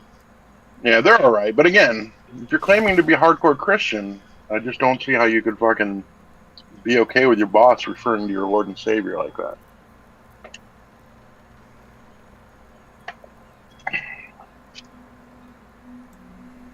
That's all. That's all I'm saying. Ooh, I had a little fun interaction with you know, the employment guy. He's like got red hair, really really short hair. He's like an employment lawyer. I don't think so. Oh, okay. Go ahead. He does a lot of YouTube shorts where he talks about various different like employment laws and things like that. And he put up a thing like, you know, why is it that nobody ever uses at will employment as an excuse in any of the trials I go to trial on? And I just was like, somebody else was like, well, then they're admitting that, like, you know, they didn't have a reason to fire the guy or blah blah blah. And I just said, because you're a smart enough attorney with enough experience that you're not going to take a case where that would beat the case. You're just not even going to put yourself in the position where that would ever even be a possibility. Like you know that that's a claim that they can make, so you're definitely not going to take any case where that claim would work. Yeah. And yeah, unless you're getting paid up front, I guess. Yeah, and he responded with, it would be unethical for me to take a case that I knew was not illegal and was perfectly, you know, like within the law, just because someone was upset and wanted money or something like that. Which is, you know, fair, because there are people that are just, you know, dodging that fucking tax or... Yeah, just pissed off that they got fired or whatever. Yeah, exactly. Yeah. So, that was pretty entertaining.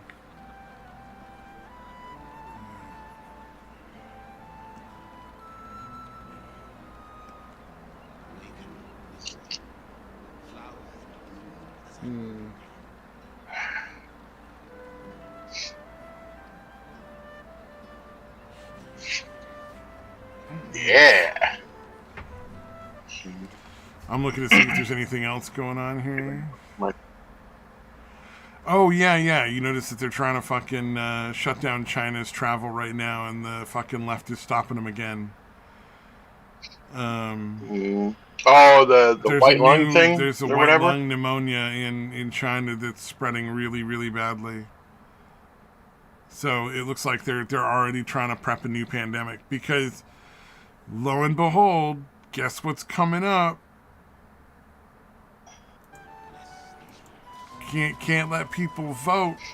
Yeah. Yeah. Got to do the mail-ins. Nothing shady about that. Exactly. Right. Super fucking basic, yeah. Yeah. Yeah, it looks like Trump won. Overnight the ballots came in, and now he lost. Oh, okay. Nothing suspicious.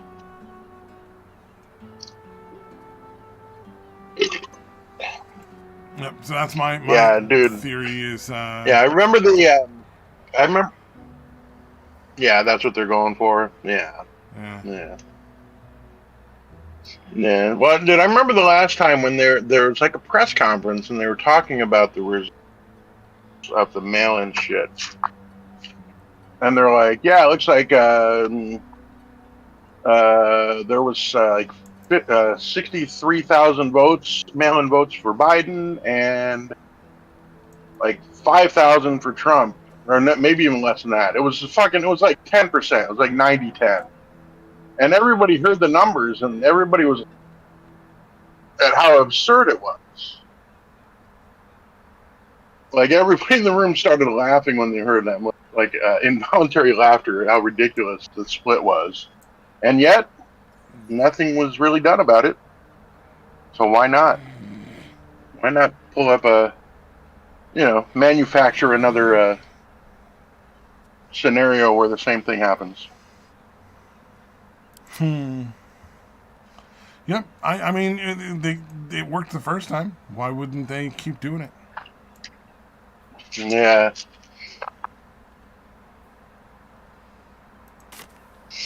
Yeah, they've been doing it here in Arizona for fucking like more than a decade now, and none of us are doing anything about it either. So. Yeah, I mean, they flat out rigged the last mayoral election. Like, there's no doubt, or gubernatorial election.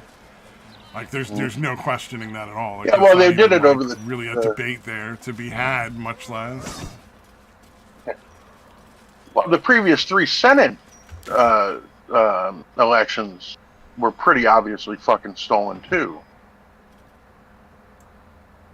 Not quite as blatant as the one for governor, but pretty fucking suspicious. Yep. So all of us like fucking see it, but we don't do anything about it. So why wouldn't they keep doing it? Well, yeah, no, people are gonna notice it and then do nothing. Holy shit.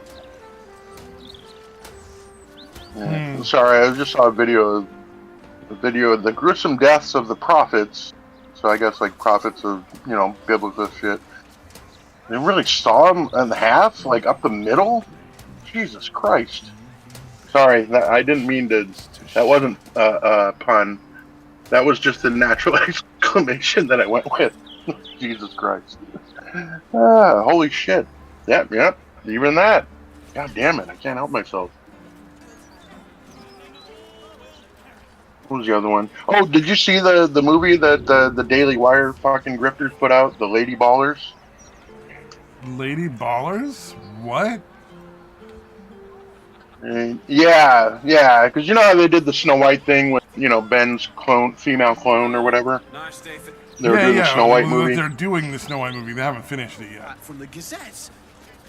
Right. Okay, well, they just put one out called Lady Ballers. And it's a story of, like, these dudes that, I don't know exactly what it is, but the general premise is there's all these dudes that were all old and shit, and they were like, oh, let's just claim we're women, and we'll go win all these women tournaments in basketball. Got paid. No more work here. So, yeah, they made a movie about that.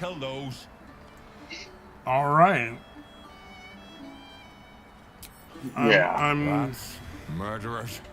Always knew the chef. So why would I want to watch this? Do not worry. Chef Revere's eyes will be I don't know, dude. for murdering types. Like I said, anything coming out of the Daily Wire, it's fucking grifting bullshit. Yeah. Like, you remember the whole Hershey's thing? Yeah. When Hershey's put, like, her, she, or whatever. So they put out, like, a fucking chocolate bar that just said his, or there's some stupid shit like that. But they're selling them for like $40 a piece, like a bar of chocolate for like $40 a piece. The Daily Wire was. So yeah, they're just basically whatever fucking bullshit, whatever outrage is going on. They generally put some bullshit out to fucking, grift on it.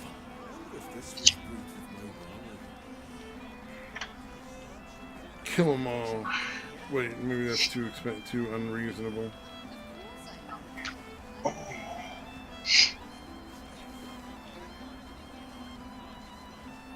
Maybe just Jeremy Boring and Ben Shapiro.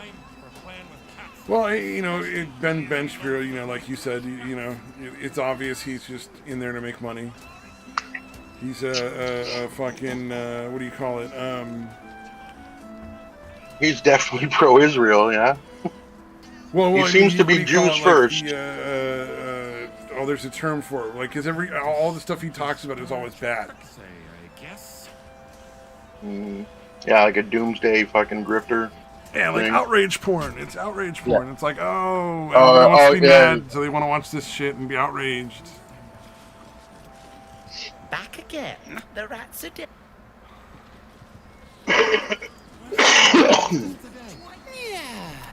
Yeah, it's very profitable to tap into people's outrage. Yep, I think that's the biggest problem right now. Is just there's so many people that do it as a money making method. You know, so it's like what do you call it? It's like a constant problem. Yeah. Seems like it's pretty blatant, but they don't. But there's a bunch of people that fall for it.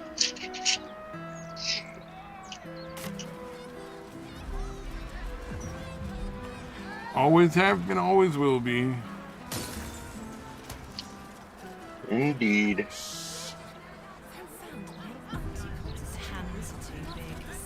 What?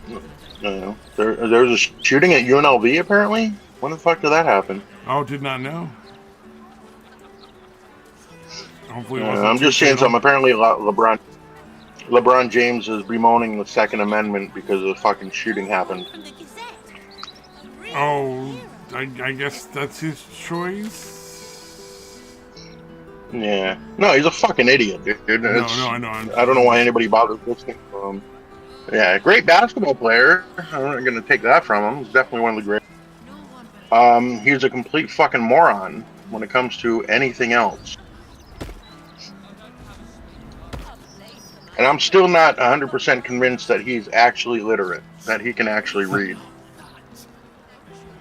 Oh, LeBron, you don't think he's again? I don't know if you're familiar with his story, but he's been famous since like fucking almost since junior high school. Like that's how good he was when he was younger, like in junior high through high school. And so again, there's he seems to he hasn't done it in a while. He seemed to for a while there be deliberately sitting to be photographed while staring at a book. And on every time, it's only open to the first page. He's like, oh, look, he's reading the fucking... he's on page 1, it looks like. Oh, he's reading this other book. He's on page 1 again. So I feel like he's illiterate, but he doesn't want people to... Possible. So they're like, all right, give me a book. I'm going to open it. You guys take a bunch of pictures so people think I know how to read. Would not. But anyways, he's an exceptionally stupid person. Yeah, so I figure he was passed on through all his school shit because he was ridiculously good at basketball. You know, like, who cares he doesn't read? You've seen how fucking well he plays on the court there? Yeah, just give him fucking C's or whatever. I don't care. Yeah, because I think he was one of the last players to go straight from high school to the NBA. Like, he was that good. Louder than foxes and all Yeah. Well, now they're not allowed to. Now they have to go to be 1 year remote school. But anyways, yeah, I really want to hear his take on this fucking Second Amendment. Yeah, I'm kind of getting tired of celebrities liking their fucking opinions on all the different like politics and shit. Where it's just like, all right, whatever. Like I'm kind of done.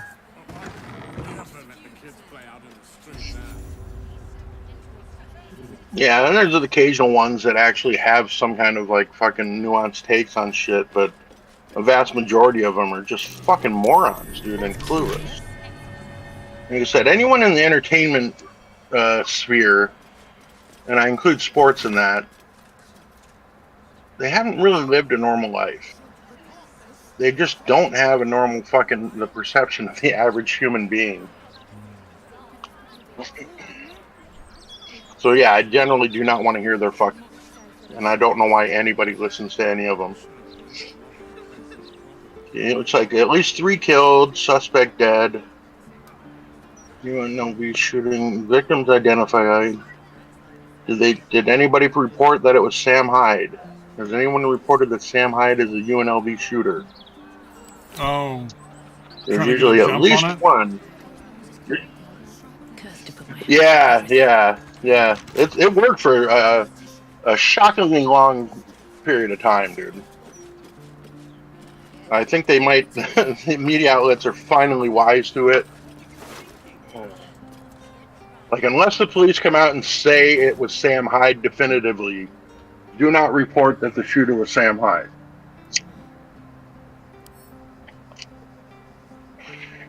No matter how insistent 4chan is that it was Sam Hyde. Oh, somebody's banging on my door. Dinner time?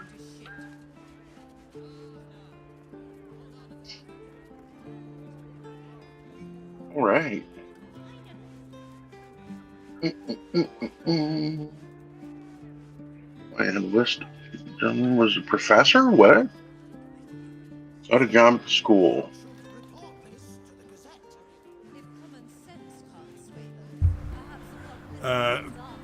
No, I gotta come up with what I gotta cook for food and stuff, and have a grocery list. I forgot to have that ready to go. Yeah. Oh shit! You want to cut it early then, or what do you want to do? No, I'm just. It doesn't have to be right now. Like I've got all night. I just. Okay. I have to. Gotcha. It's a thing I have to start considering. Oh, okay. Fair enough. So apparently the because I had to, go for a second. So. Oh, gotcha. Okay. Apparently the gunman was a professor who had unsuccessfully sought a job at UNLV. That's the early take. Oh, okay. Yeah. So, I don't know. They said at least 3 people dead. That's but of course, this shooter, no gun crimes would be committed if there was just stricter laws, because people that commit gun crimes are like the most notorious people as far as following laws. Yeah, that's the one that gets me, is the people who seem to think like, I saw like these video where they were doing like a get to know you sort of game or whatever, and like both people chose that like there's never any excuse for violence of any kind ever for any reason. And it's like you kind of got to stop there and see that and just be like, well, I can't. I can't help this person if they're too fucking stupid. Yeah. Like, you're gonna be that fucking adamant, closed-minded. Like, nope, never. Well, that adamantly closed-minded over something that makes no sense. What do you mean there's never an excuse for violence? All right, what if somebody's trying to rape you? Then are you allowed to fight back? Mm-hmm. Yeah, because that is technically violence. It's like, yeah. You say that, and it's just so mind-numbingly stupid. It's like you should have to explain yourself after that to everyone. Like it's like shitting all over the floor level of dumb. It's like you've just taken a shit all over everyone's ears. Can you please explain why we shouldn't fucking hate you now forever? All right. Right. Yeah. You've just give us one reason why anyone ever listen to what you have to say. You fucking moron. Yep. Yeah. Unless they're all like, do you remember, have you seen Good Morning? Vietnam. It was out from like I don't know. It's a pretty old movie with Robin Williams, where he's the radio guy in Yeah, Vietnam. oh yeah, I've seen that movie a couple of times. Yeah. Do you remember how he was teaching the English class because he wanted to fucking hook up with the fucking chick? Huh? Say what? In the movie, he ended up taking over an English class. Like he paid the teacher, like, "Hey, let me teach this class." Oh, because he wanted to meet the chick. Yeah. Okay, well, anyway, there's a guy in there because he's teaching them like curse words and like how to people out or whatever. And one of the guys is like, "I'm not going to do that." And he's like, "All right, but what if someone comes up, like going over all these scenarios?" And that guy is just like, "No, I still wouldn't." And he's like, "All right, what if a guy comes up and he starts stabbing you and stabbing you?" And he's like, "I'm waiting to die."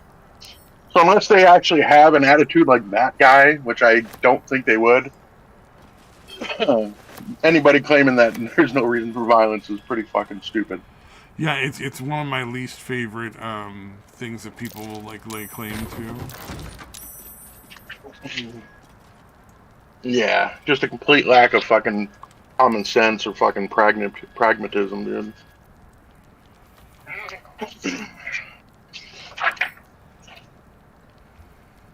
Alright, now I want to find that clip.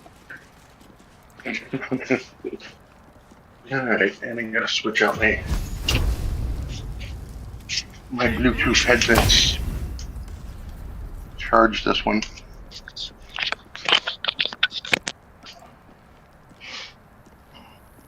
Okay, good morning, Vietnam. Oh shit, am I still coming through? I switched my headset, so I just want to make sure. Yeah, I can still hear you. Okay, alright, good.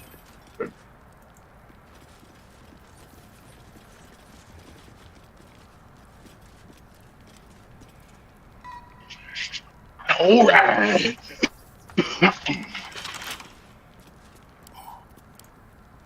Yeah, you were seemed like you were busy with something, so I was listening. Yeah, no, I just had to switch out. I alternate one Bluetooth headset or whatever. And the other one was down to 10% battery. Oh yeah, that's time to switch it up. Indeed. That's what that was.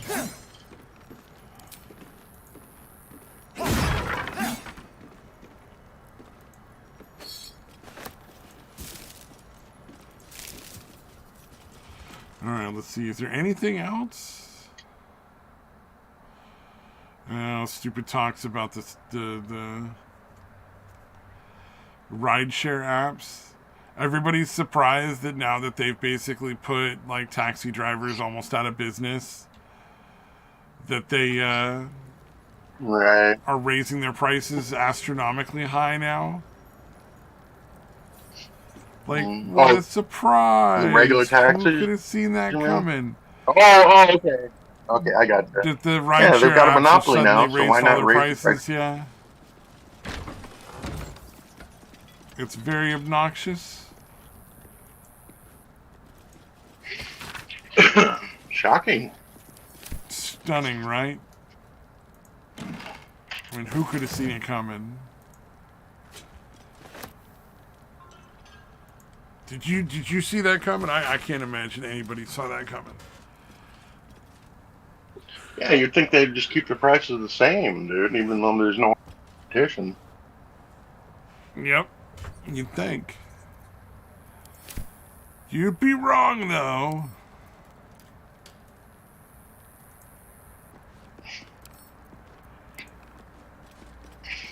Yeah. Into my pocket. Oh, I had a really another really interesting. A lot of markets, certainly. No, I was just gonna say the some of the fucking exclusionary tactics of that industry in some cities, like in New York, where you had to have that taxi medallion or whatever the fuck to be able to do it, be it's a a taxi big fucking service. ripoff. Yeah, And the fucking medallion was like $1 million. Yeah, because they know you're gonna make a ton of money off it, so they gotta. But yeah, the fact that they. Yeah, and well, it's also going to be incredibly exclusionary for anybody that wants to try to get into that business. Yeah. Oh yeah. You know, it's not going to Well, be that's easy to get up a equally as fucking $1 bad. billion So it's not like just it's not like either side is to be right, able to do it in you know? the first place. Yeah, it's not like either side of those two sides is right. Yeah. They're both assholes. Yeah.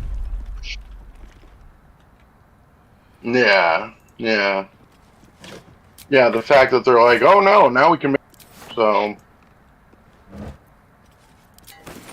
now that we've eliminated it. Yep. It's shitty. I'm just curious as to like. But again, how considerate. Anyway, I was just curious. Yeah, I didn't foresee it happening, but it is not shocking. I wonder if they're ever gonna do like the thing where they actually start like paying attention to you know, like the what do you call it? Background of the drivers and stuff. Because to me, that's like the thing that, you know, like they check the background of taxi drivers and they know like if they're, you know, ex-criminals and if they are, like what kind of crimes they committed. So, you know, I wonder if they're going to ever bother to like hold these companies responsible for, you know, like not ever bothering to see at all, you know, like how their drivers could potentially be dangerous. Like, because you know, like that's happened, right? Like there has been people that have been like arrested, and there have been like murders and stuff. Like it's not. Yeah. There's basically no real vetting process. Yeah. So it's not like for who can. Yeah.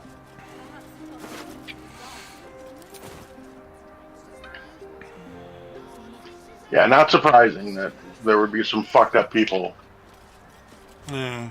You know, getting victims that way. I would like to see a lot more of the money from those ride-sharing apps actually going to the people whose cars are being used. Because apparently they only get somewhere in the realm of like 20 to 25% of the fare. So like, say they Just be quick. give you a, like you gotta go for a ride or whatever. You know, you give them like $10. Like the driver's only getting like $2 out of that 10. I don't know what the actual prices on the rideshare apps are. I'm sure it's a lot more than that. Yeah, but they're getting a very small cut of it, you're saying? Well, they're getting way less than makes any sense. So, like, if you think about it, their car is being used, their time is being used. The only thing wear and tear that the people who run the app are doing is just matchmaking. Like, you're in this city, this guy's in the same city, he wants to go from there to there, you go get him there. Like, and I agree that they should make some sort of compensation for that.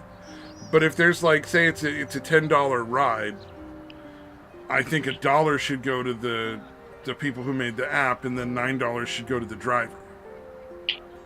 Because they're the ones who are paying for extra insurance on their car. They're responsible for making sure their car is maintained, so they got like all the wear and tear on their car, and it's their time. Whereas the guy on the app did the programming, and now it's just generating money.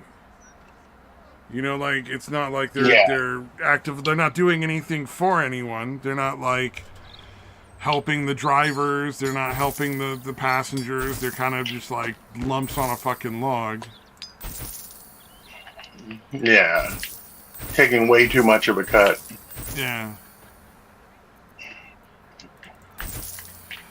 But, you know, it is what it is. You know, nobody asked us. Yeah. Although, somebody should probably undercut them and take less of the thing. just to fucking do what they did to the taxi companies, since they're doing something pretty much as shitty now. You know, jacking up the rates now that there's no competition. And fuck that, we'll give you at least 50% or whatever. Yeah, there needs to be some sort of law passed that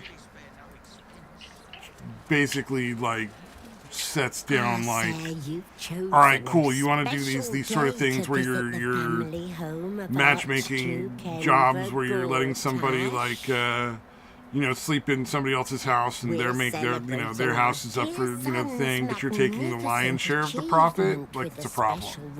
If you're doing that with ride shares or delivery for meals or any of that kind of shit, that's a problem. Has a mother.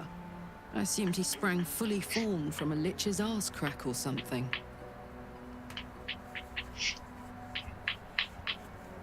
Yeah, it does kind of seem like they should be getting the people taking all the risk, essentially, should be getting a bigger cut. That's generations of tradition. Yeah. See how much Jizargo can carry. Jizargo. Oh, sorry. Now I gotta figure out what I gotta make for food still. I'm trying to think of that too. Trying to think, what have we not had in quite a while? Shepherd's pie. No, I actually did that 2 weeks ago, maybe 3. Dang it. Chicken and dumplings. That's actually a pretty good idea. I think maybe we get some extra carrots. I can do that one night. And then I think the other night I'll do beef stroganoff. Haven't done beef stroganoff in quite a while either. Nice. Yep. Last week that was one of my sons. Huh? My son's favorite hamburger helpers. That was one of my son's favorite hamburger helper things, was the beef stroganoff. Oh yeah, yeah. Oh yeah. Beef stroganoff is actually one of the few flavors I find not offensive. Like, there's a cheeseburger one where it's just like macaroni and cheese with ground beef, kind of like really cheap macaroni and cheese, like from like the Kraft box where it's the powder mac and cheese and hamburger, and it's like cheeseburger macaroni or something, and I can stomach that one. And then the stroganoff was the other one that was like tolerable. Like, but here's the thing I found. You could make your own for about the same price by just cooking and adding whatever flavor you want to the ground beef and then cooking noodles in with the ground beef. It's really not that hard. It takes like an extra couple of minutes because I think the noodles they have are like weird partially cooked noodles or something. So if you get like real pasta, it takes a little longer for like the pasta to plump up and absorb the liquid. Right. But you can make way better hamburger helper for pretty much the same not much price. More, and not a whole lot not much more effort either. Yeah, you got your pounded ground beef, your box of pasta, an onion and some couple of cloves of garlic, and then you whatever seasonings you want to add in. That's gonna be better even than like the flavored shit. And if you start throwing things like cheese or tomato sauce or whatever in there, it's gonna just always be better. Yeah, I hear you. I never really liked the stroganoff flavor. For some reason, I never really liked stroganoff. Because my son would like not have me make it that often. I'm like, look, dude, I'm not big on ham anyway, so if that's what you want, I'll fucking make it. I'll make myself something else to eat. It's not a big deal. Yeah, exactly. Because the cheeseburger mac one is one of the ones that he liked that I like. It's similar to what was the other one that's like hamburger helper? Like the tuna helper? Well, they got the tuna helper, but there's like the box dinners where it's like there's like cheesy potatoes, or there's like pasta dishes or something. Potatoes. But they're like super cheap, where it's just like one little packet of something, and you add water and you make it. And so there's like mashed potatoes, there's the scalloped or the potatoes au gratin or whatever, and then there's like the Rice-A-Roni is another one. It's just like all these things where it's like you spend a couple of bucks on just a shitty box and add water, and then you cook it for the right amount of time, and you get like food that's not unedible. Like, you can eat it, but it's not going to be pleasant. Yeah. There's nothing special about it. Yeah, actually, I like taking the cheeseburger macaronis or whatever, hamburger helper, and just mixing it with potatoes. Like, that made it pretty good. Yeah, it's amazing how like just a little bit of doing it up will make it a little better. Like, I would imagine if you did the cheeseburger macaroni, you could add a can of diced red tomatoes, and that would probably make it a lot tastier. Kind of like adding ketchup in, but not like actual ketchup, you know?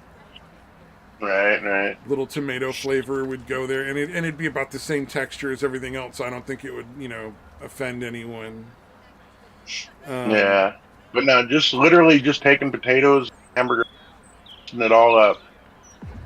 Yeah, because it makes, obviously the potatoes are a lot more cheesier because they're mixed in with the cheese flavor or whatever. So yeah, I made it much more. What was it? Damn it. Yes. That's what I always use with no. Oh, there was a recipe that I watched the Future Canoe guy do, where he was making ramen, and he basically makes cheesy mashed potatoes to add to the ramen. And it's like, I bet that tastes good, because fuck it, it's hard to go wrong with potatoes, Yeah. Like, they're a little bit of salt, a little bit of pepper, some butter, and no matter what, that potato is going to taste good on its own, and with everything you add to it. Yeah. I don't know what it is. Everyone seems to really enjoy the mashed potatoes I make, and there's nothing complicated about it. You probably the same as everybody, as like most home cooks, where you like cook the potatoes until they're soft, mash them up, add like butter, salt, milk, whatever, seasoning. That's it. Stuff. Literally, I don't even put because like my son was never big on pepper, and so it would literally just be butter, salt, and a little bit of milk. Yeah, that's it. Make sure I mix it up really well. Maybe that's part of it. Like my OCD kicks in, and I really have to make sure that it's properly mixed. So maybe that's part of it.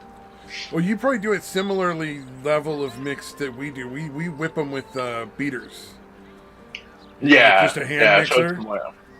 You mash it up to start, and then you just get a hand mixer and mix it all up once the butter and the milk and the salt and everything are in there. It's like whipped potatoes, essentially. Yeah, because there's definitely very few lumps in the potatoes by done mixing them. Well, you mash them with whatever masher you have. Ricer, holy shit, they're so smooth. What is it, a potato ricer? It's called a potato ricer, or it's just a ricer in general. Like, you could do whatever you want through it. Like, you could put cauliflower or carrots or whatever the fuck you wanted to make into a mush through potato. Are you talking about like a steamer kind of thing? Is that what you're talking about? Because that's no. So you cook the potatoes however you cook them, steam them, boil them, bake them, however you want to make them soft. It's just as long as they're soft, don't make mashed potatoes. You could literally bake a whole bunch of russet potatoes, split them in half, and then whip the insides, and you'd have mashed potatoes. It's that it's very versatile. Gotcha. But a potato ricer is literally like a big garlic press that puts out little tiny, like spaghetti, or not spaghetti, but like that angel hair pasta. Oh yeah. It squeezes the potato through a bunch of holes that are maybe about twice the diameter of an angel hair noodle. Mm-hmm. It's like a big fucking garlic press, and they're usually like a foot and a half like long, because you got to get a lot of leverage to squeeze the potato through the little tiny fucking holes. Gotcha. But okay. It squeezes the potato out in these little tiny, and it's like a bunch of little holes, so it all goes through, and there's 0 lumps left when you're done. It is a one-step process. You squeeze them through that potato ricer once, they're fucking mashed. All you do is whip in whatever like flavoring and you want. Butter, milk, salt, whatever. I like to add a little garlic powder occasionally. Or some like roasted garlic. I do too, actually. You know, but yeah, my son hated it. Well, he didn't hate it. Yeah, he didn't hate it, but he was like, I like it more. Was basically his take on adding garlic to mashed potatoes. I'm a fan of the instant mashed potatoes. I don't know why people have such a fucking problem with them. To me, they're just like they're actually not quicker stage of like making mashed potatoes. There's a they're slight fine. difference in texture. They're just a little more gummy, but like it's real hard to notice. Like especially if you're getting like a garlic mash or something, like you're not going to notice the difference really most of the time. It's fun to do regular mashed potatoes once in a while, but sometimes you just want to save the time, you know. Like for instance, if I'm making a shepherd's pie, it's going to have instant mashed potatoes on the top. Yeah. And honestly, mine kind of come out with that similar texture than the way the instant potatoes come out anyway. Because again, I mash shit out of them, and then I whip, and then I stir it like crazy because of my OCD or whatever. So yeah, it kind of ends up that similar texture anyway.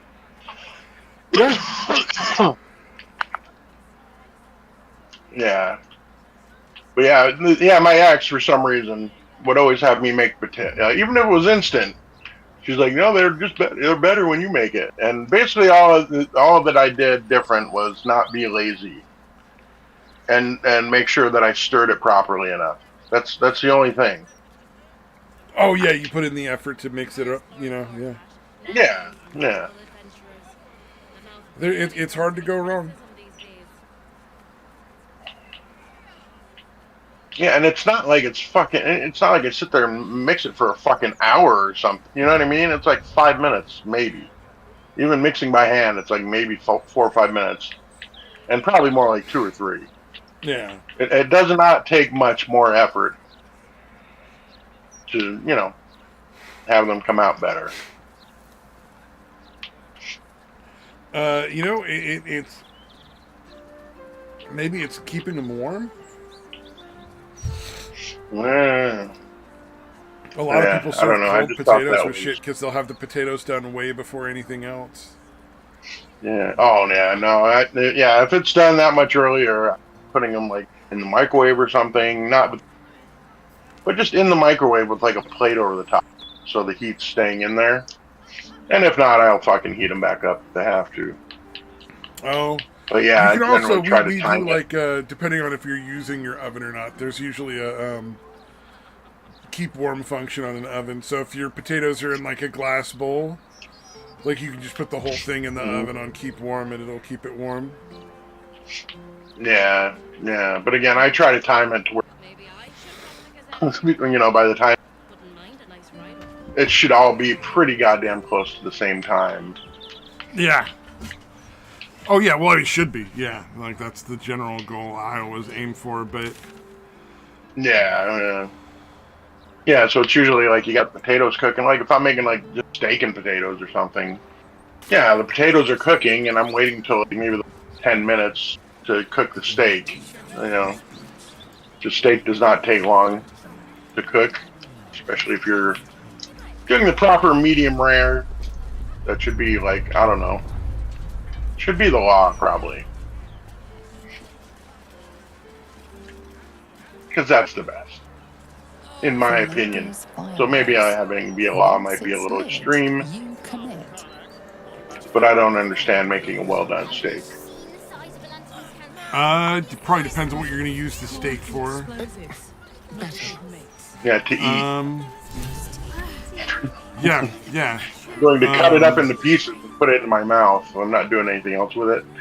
Generally, medium rare is going to be the way to go. Also depends on the kind of steak you're using, too, because there's multiple kinds of steak.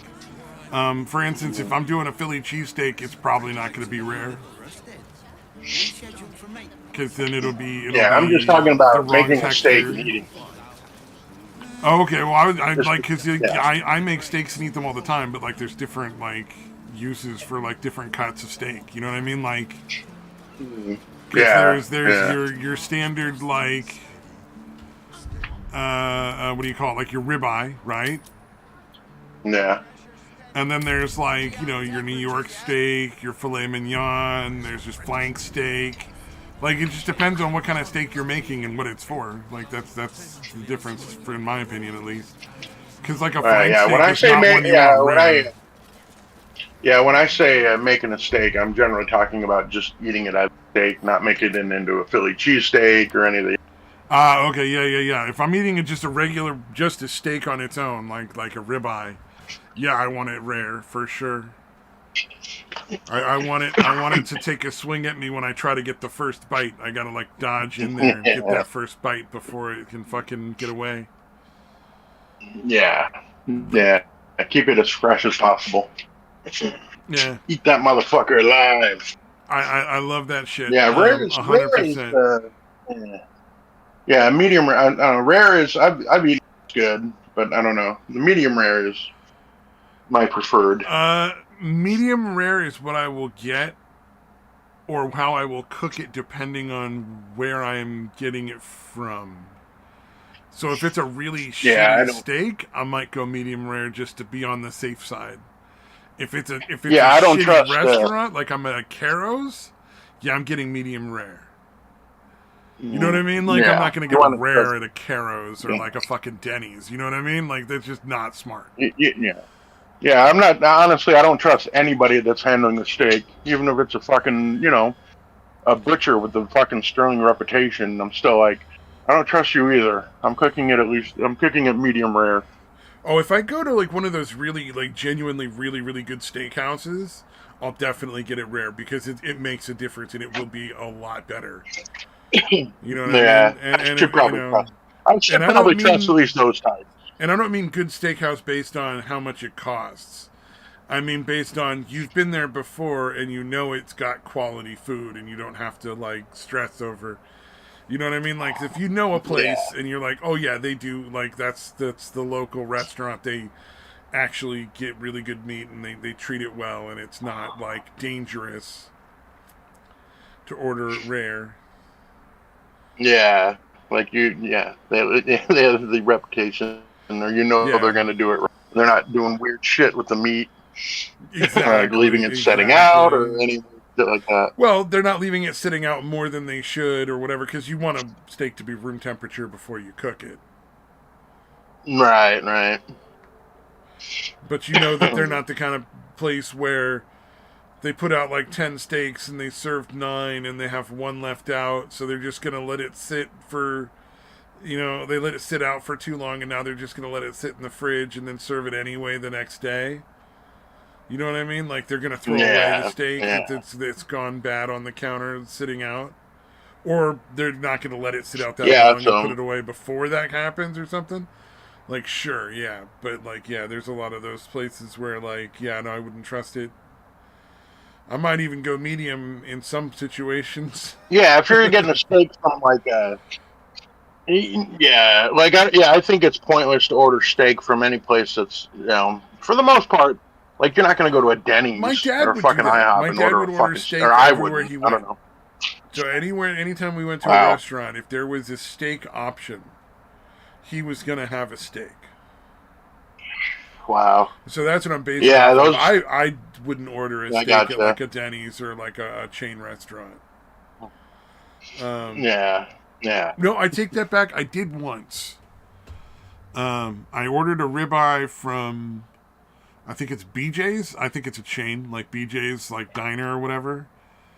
Right. Or restaurant or whatever. They also do like these pizza cookie things, pizookie, where it's just like a big cookie that's like with a scoop of ice cream that they put on the top of it, and you get it hot from the place when they deliver, and then the ice cream comes in like a little separate bag, and you put that in the freezer and the cookie in the oven, and you keep it nice and warm.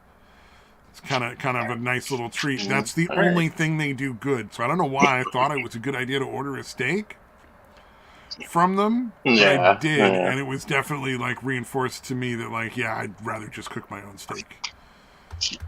like any given Sunday. Yeah. If you're gonna go to a restaurant and get a steak, it should always be exclusively, in my opinion, an actual steakhouse. Where that's their the only primary place where thing. I've ever ordered steak, other than the one time at BJ's, and then I was like, oh, this is why. Good to know. Yeah. No, I remember the kids wanting to get one from like Cracker Barrel, and Cracker Barrel, I like Cracker Barrel, but even there, I'm like, no, you don't get steak from a place like this, dude. No, I would never order I would from rather Cracker you Barrel. wait and I fucking go buy you a steak and cook it. Whatever I order from a restaurant, it's everything. Gonna be fully There's cooked. a lot of really good shit. Oh, I'm sure Cracker Barrel's delicious. Yeah, like their pot roast is really good. Yeah. Yeah, they have like rainbow trout in their menu, which is pretty amazing to me. Never seen that at any like chain restaurant. Oh, I'd be but yeah, fucking in. Everything else is pretty good. But yeah, some fish, seafood. Rainbow trout, obviously being like a river lake fish, not a sea fish. But like I'm in. You know, any kind of fish. Right. You know, I don't even care. I'm in. I'm trying to think if I ever actually got the rainbow trout. I don't think I actually have. I've always seen it on the menu, but I really like their pot roast in that, so I usually get that. Or they got a decent chicken fried steak. There's usually something else that I'd rather have. That I'm in for. That I might go for before the fish. Yeah. Just because, it's a pain in the ass to make a chicken fried steak at home. Like, you gotta really fucking just destroy that steak. You gotta pound the holy living fuck out of it. Yeah, you gotta pound the shit out of it. Yeah. So, yeah, they do good, stuff like that's really good. Are you the one that said you'd never eaten at a Cracker? Was that you? No, I've never had a Cracker Barrel meal. Never been there. Am I thinking of somebody else?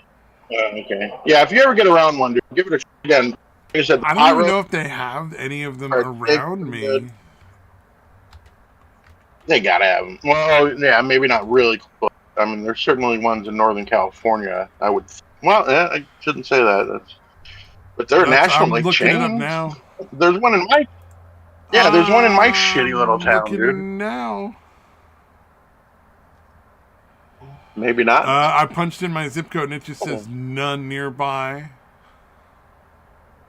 Holy shit! They've got to have some in the state. Oh yeah, wasn't Whataburger another one they didn't have anywhere?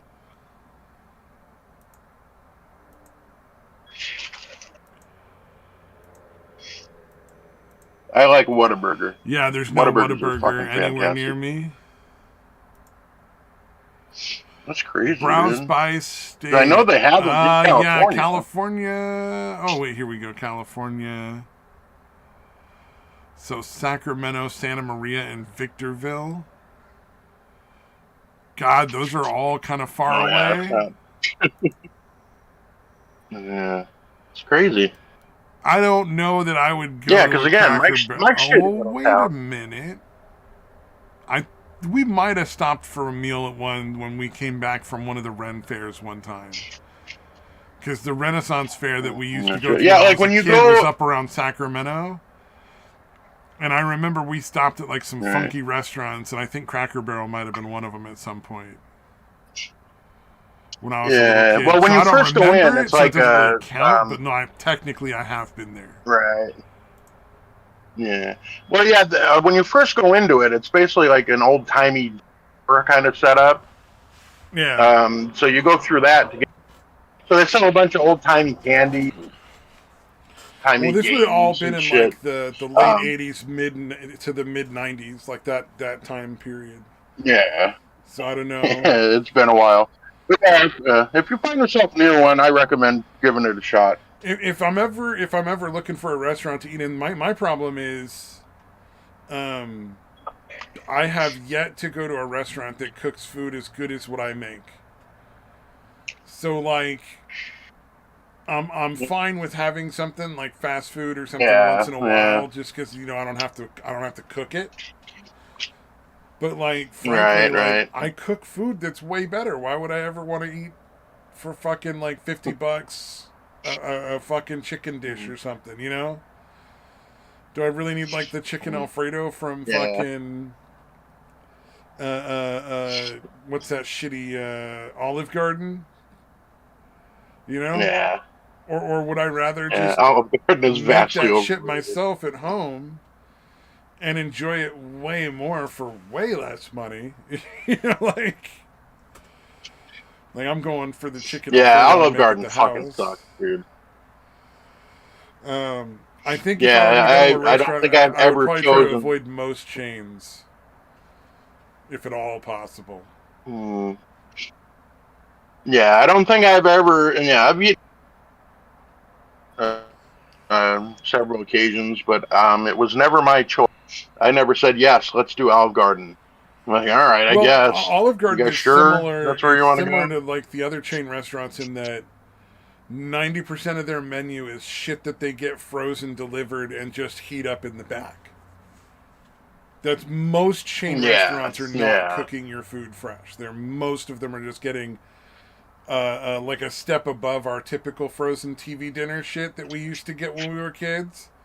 And it's just better technology in making it so that it comes out looking better because, you know, they're doing like 10 of those meals in one big fucking tray and then, you know, pulling the components out and arranging it on a plate so that it looks nice.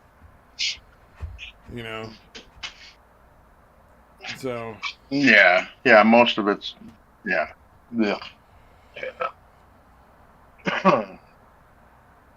But yeah, stuff. I mean, for shit that, and again, when I'm Cracker Barrel, it's usually I'm getting something like the country fried steak or chicken fried steak or fucking pot roast stuff that I don't make or haven't made before. Exactly. Something I'm just not a fan of making. Because I love being a pot roast and I'll make a pot roast at home, but it does take a long ass time to bake. Or if you do it in the crock pot, it's got to be in the crock pot for I don't think I've never cooked it. You never cooked pot roast? Yeah, I don't think I've ever made a pot roast. It's no, dude. Ridiculously simple to make. It just takes a really long time to cook. Because you want to cook it nice and low. So like you can literally just take and, you know, throw in some carrots and potatoes and some onion and a pot roast in a fucking big crock pot. Pour enough water in until it's, you know, like a half an inch to an inch at the bottom because a lot of water is gonna cook out. Add in like some gravy powder or something and a can of a packet of like French onion soup mix or whatever. Because if you don't want to, if you want to be so lazy, you're not even seasoning anything, and then just fucking let it go for like 5-6 hours on high. And it'll all come out like fall apart soft and super easy. The vegetables will all be cooked, you know. Yeah, crockpot's nice for that shit, dude. Yeah, and nice slow cookie shit. It just takes a really long time to make, so you gotta like cook it a lot ahead of time. Whereas like the other day I did pork chops with you know, cut up some red potatoes, boiled them, and then I made some glazed carrots to go on the side as like veggies.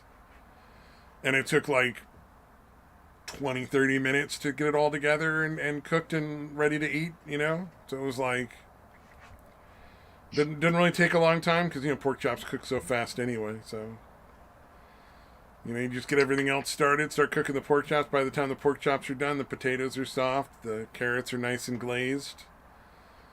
You're good to go. Indeed. Yeah, I gotta try to do that once. Because again, it's like you said, it's pretty goddamn simple. It just again, just takes forever to cook it. So you don't want to be like, oh man, I'm in the mood for a pot roast. I'm gonna go ahead and make that. Yeah. So I can have it in 6 and you probably hours. want to make yourself some biscuits to go with it. Because what is pot roast without some biscuits? You got to have some biscuits on that. And if you want to make your own homemade biscuits, you could do that. But I like them fucking Pillsbury frozen biscuits, the frozen buttermilk ones. Yeah, are those the layered ones, like the Hungry Jacks or whatever? No, they're not layered. They're not at all. Like they're almost homemade. Like it is not. You can tell it's from a package because they're all like the same size and everything. But genuinely, Like the taste and the texture is almost homemade. It's so close that it's like, man, I'm only doing the homemade biscuits once in a while because I really want to put the extra effort in. Because 90% of the time, if I'm doing those frozen biscuits, they're way better. And then, you know, my brother and sister hate the fucking buttermilk biscuits in comparison to those layered ones. They want those Hungry Jack style. Where it's like the 100 layers I of like biscuit. those for biscuits and gravy, actually. I don't mind those for the biscuits and gravy. The layered ones? The layered like those ones? for biscuits and gravy? I prefer the buttermilk in everything, but, like, they're not bad. Like, they would be good. Oh, they're, biscuits and gravy. yeah, they're I'm both sure they good. tasty as fuck. Maybe it's just the fact. Maybe it's just the fact that's kind of what I had always done. But yeah, no, the regular buttermilk biscuits are great too. Yeah, I wouldn't. Like, I'm not going to complain if somebody serves me a shy away Jack from biscuit that either at all. Like, there's going to be no complaints. I'm happy to keep right. Like, they're tasty. They're nice little biscuits. Yeah, they're all good. Fucking delicious.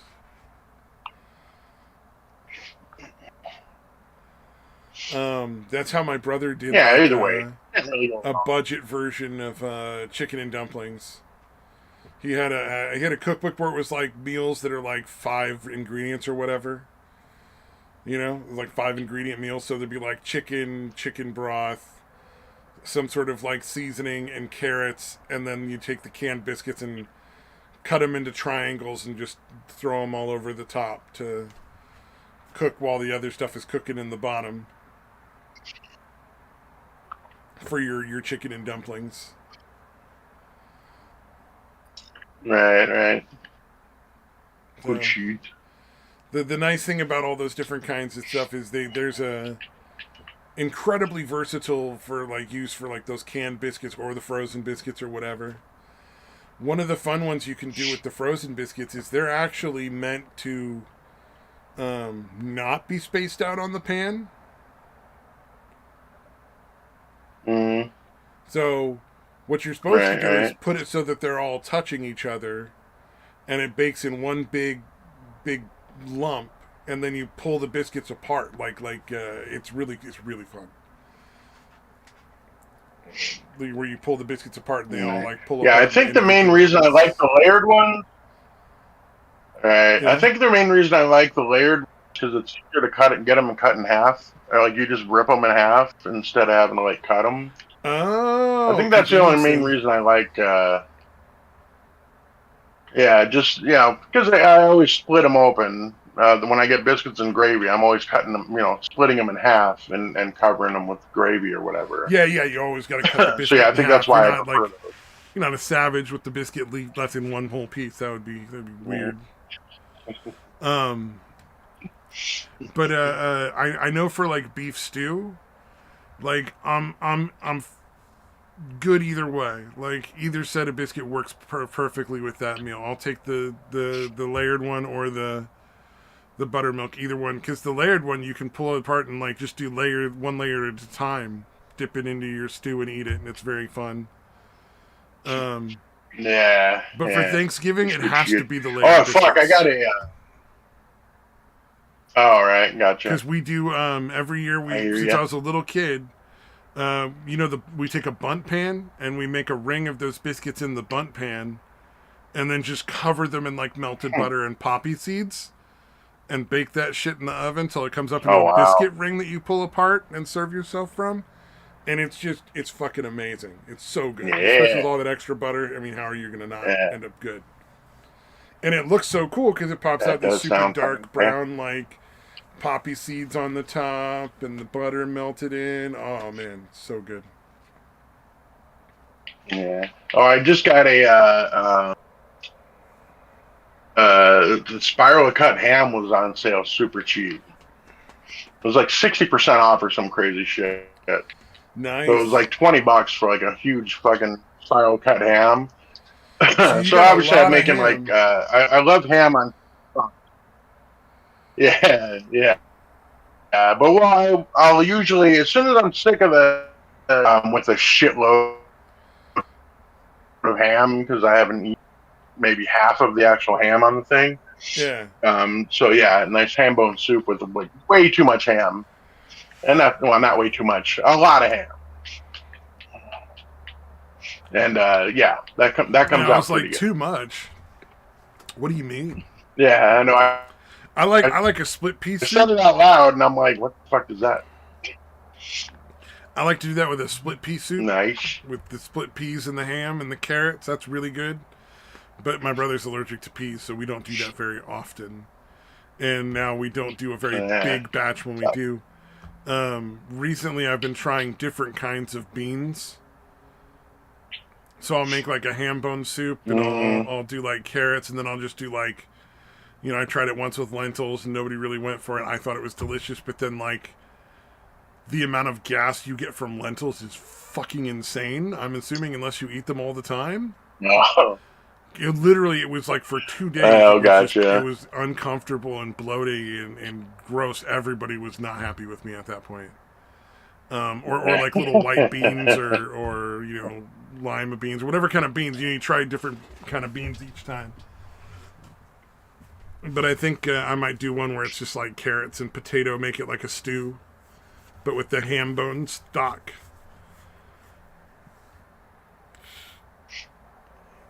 Oh, yeah, what was I doing?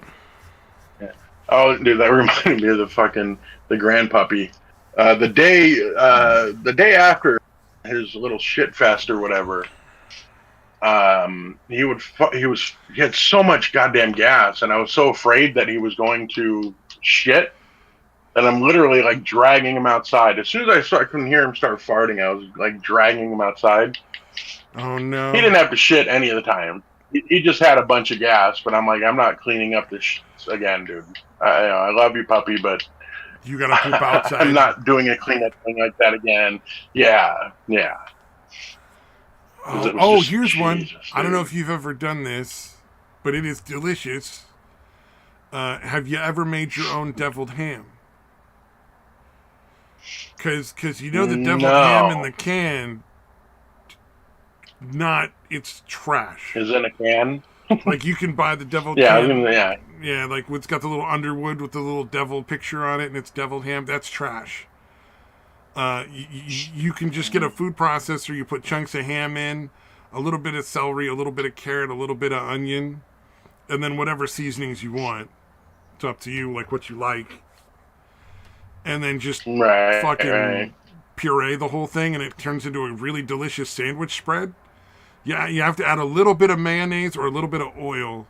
I would recommend the mayonnaise. Just enough to get it so that it's a cohesive like paste, and it's like a sandwich spread. Where you just like spread it on the sandwich and you're done. You're good to go. That's your sandwich. You don't have to add anything else. So it's nice and convenient for making a quick lunches here and there. It freezes well if you have a lot of it. It's a nice one to try. But the other thing is you don't have to make a ton. You can make just a little bit. You don't have to add like, you don't got to make 5 pounds of it. But that was one thing I made where everybody was like, ooh, that is delicious.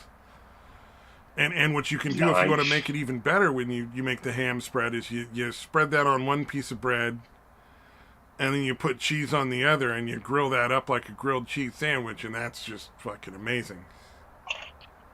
That does sound pretty fucking good. Because you get that ham with the... Actually, the ham and the cheese. Well, I was going to say, and all the vegetable flavors kind of make the ham more flavorful. Oh, gotcha.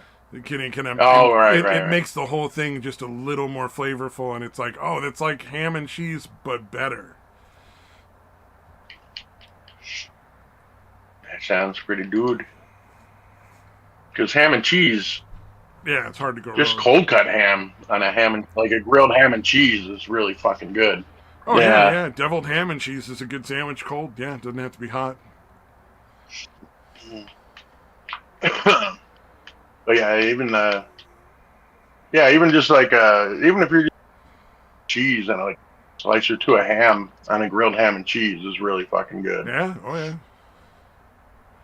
Yeah, every once in a while we'll do like grilled lunch meat sandwiches where like we get roast beef, ham, and turkey, and then everybody gets to have a toasted cheese and whatever kind of lunch meat sandwich they want. Do one of them or all 3 of them, whatever. Doesn't matter. And then Yeah, I just got a bunch of the because I don't know. I assume other ones make it too, but like Boar's Head makes actually like chicken, like cold cuts, like deli ham or like deli deli like sliced chicken. Yeah, like yeah. that. Yeah, we get the turkey, Yeah, and like yeah, it and kind they of have seems one. pointless to get the chicken because the chicken and turkey are almost indistinguishable. Yeah, although they have one. There's a Boar's Head one. I think I got the wrong one because I thought it was the Oven Gold one, but there's one that literally tastes like fried chicken. Like I don't know how they do it, but it's fucking. It literally tastes, and I actually enjoy cold fried chicken. Like the next day after you Yeah, cook chicken, yeah, just it's one of taking it like a straight out of picnic the fucking staple. fridge. I really like it. It's a picnic Right? staple. Yeah. Like who Yeah. doesn't make fried chicken the night before a picnic, and include some cold fried chicken in the picnic food? Yeah. Like I Yeah. thought that So was good, something dude. everybody did.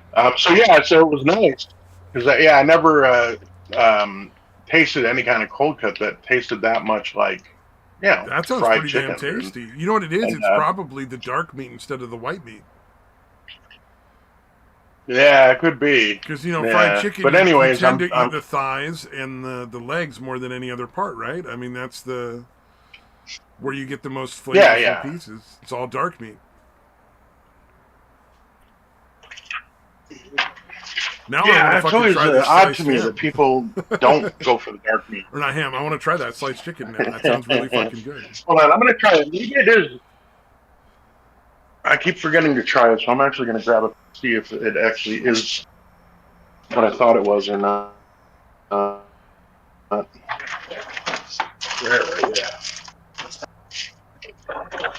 yeah, and I got a pound and a half of it, so I really hope it was the right one. Oh yeah, that's a lot. Yeah, there was another one that they make that has rosemary and some other flavors that I'm not particularly fond of. So I'm hoping it's not like that a one. pan roasted turkey or pan roasted chicken, where it's got all the other flavors in it. I don't see rosemary. I think this is the one. So yeah, if you go anywhere that has Boar's Head, try a little bit of the Oven Gold chicken. Oven Gold's all one word. Yeah, I think this is it. Oh yeah, that's pretty good. Well, it's Boar's Head, so I mean, kind of know it's going to be good anyway. I'm looking up right now to see.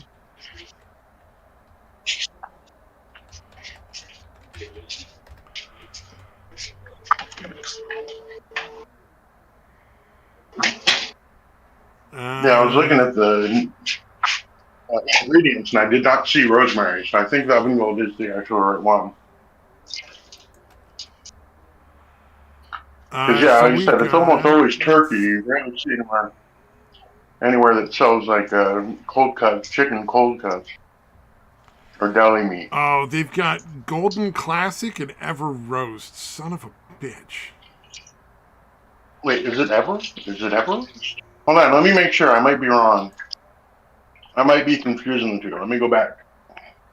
Oh, I mean, it could just be that that's what they call it here. Is it black? It's speckled with like black pepper and stuff.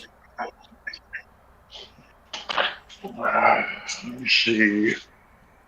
Let me go back. Like I said, it could be Oven Gold with the turkey. It could be the Golden Classic too. That's the roast. thing. No, dude, it is. Yeah, it's Ever Roast. Ever Roast? Okay. It is Ever Roast. Yeah, there's the one that's Oven Gold turkey. I think I was confusing it. I'll get some Ever Roast turkey sliced. So it is the Ever Roast for dinner tomorrow. Or not turkey. Hey. I'll get some Ever Roast turkey or Ever Roast chicken, and then I'll throw it in Ever Roast chicken. Some toasted cheese and Ever Roast chicken sandwiches. I'll bet that'll be really fucking amazing. Yeah. All right. Did they let you do the sample thing? I just want to make sure because our kids don't always allow. We order our groceries to get picked up, but like if it's the other kind of chicken, I'll like it either way. So it's not like I like rosemary on my chicken, so it won't be a disappointment to me. Yeah, it's not that one though. I checked. I looked at the menu. It was like and onions and like shit like that was on the list. So Yeah, this one says it's got carrot, celery, onion, and it's not spices. that one anyway. But yeah, so every roast chicken, dude. Give it a try. Yep, I'm gonna have to give that a try. Yeah, and we should probably call it because it is a little bit after the time. And yeah. I'll give it a try, dude. I think you'll like it. Oh yeah, it is. All right. Yeah, nobody was listening, so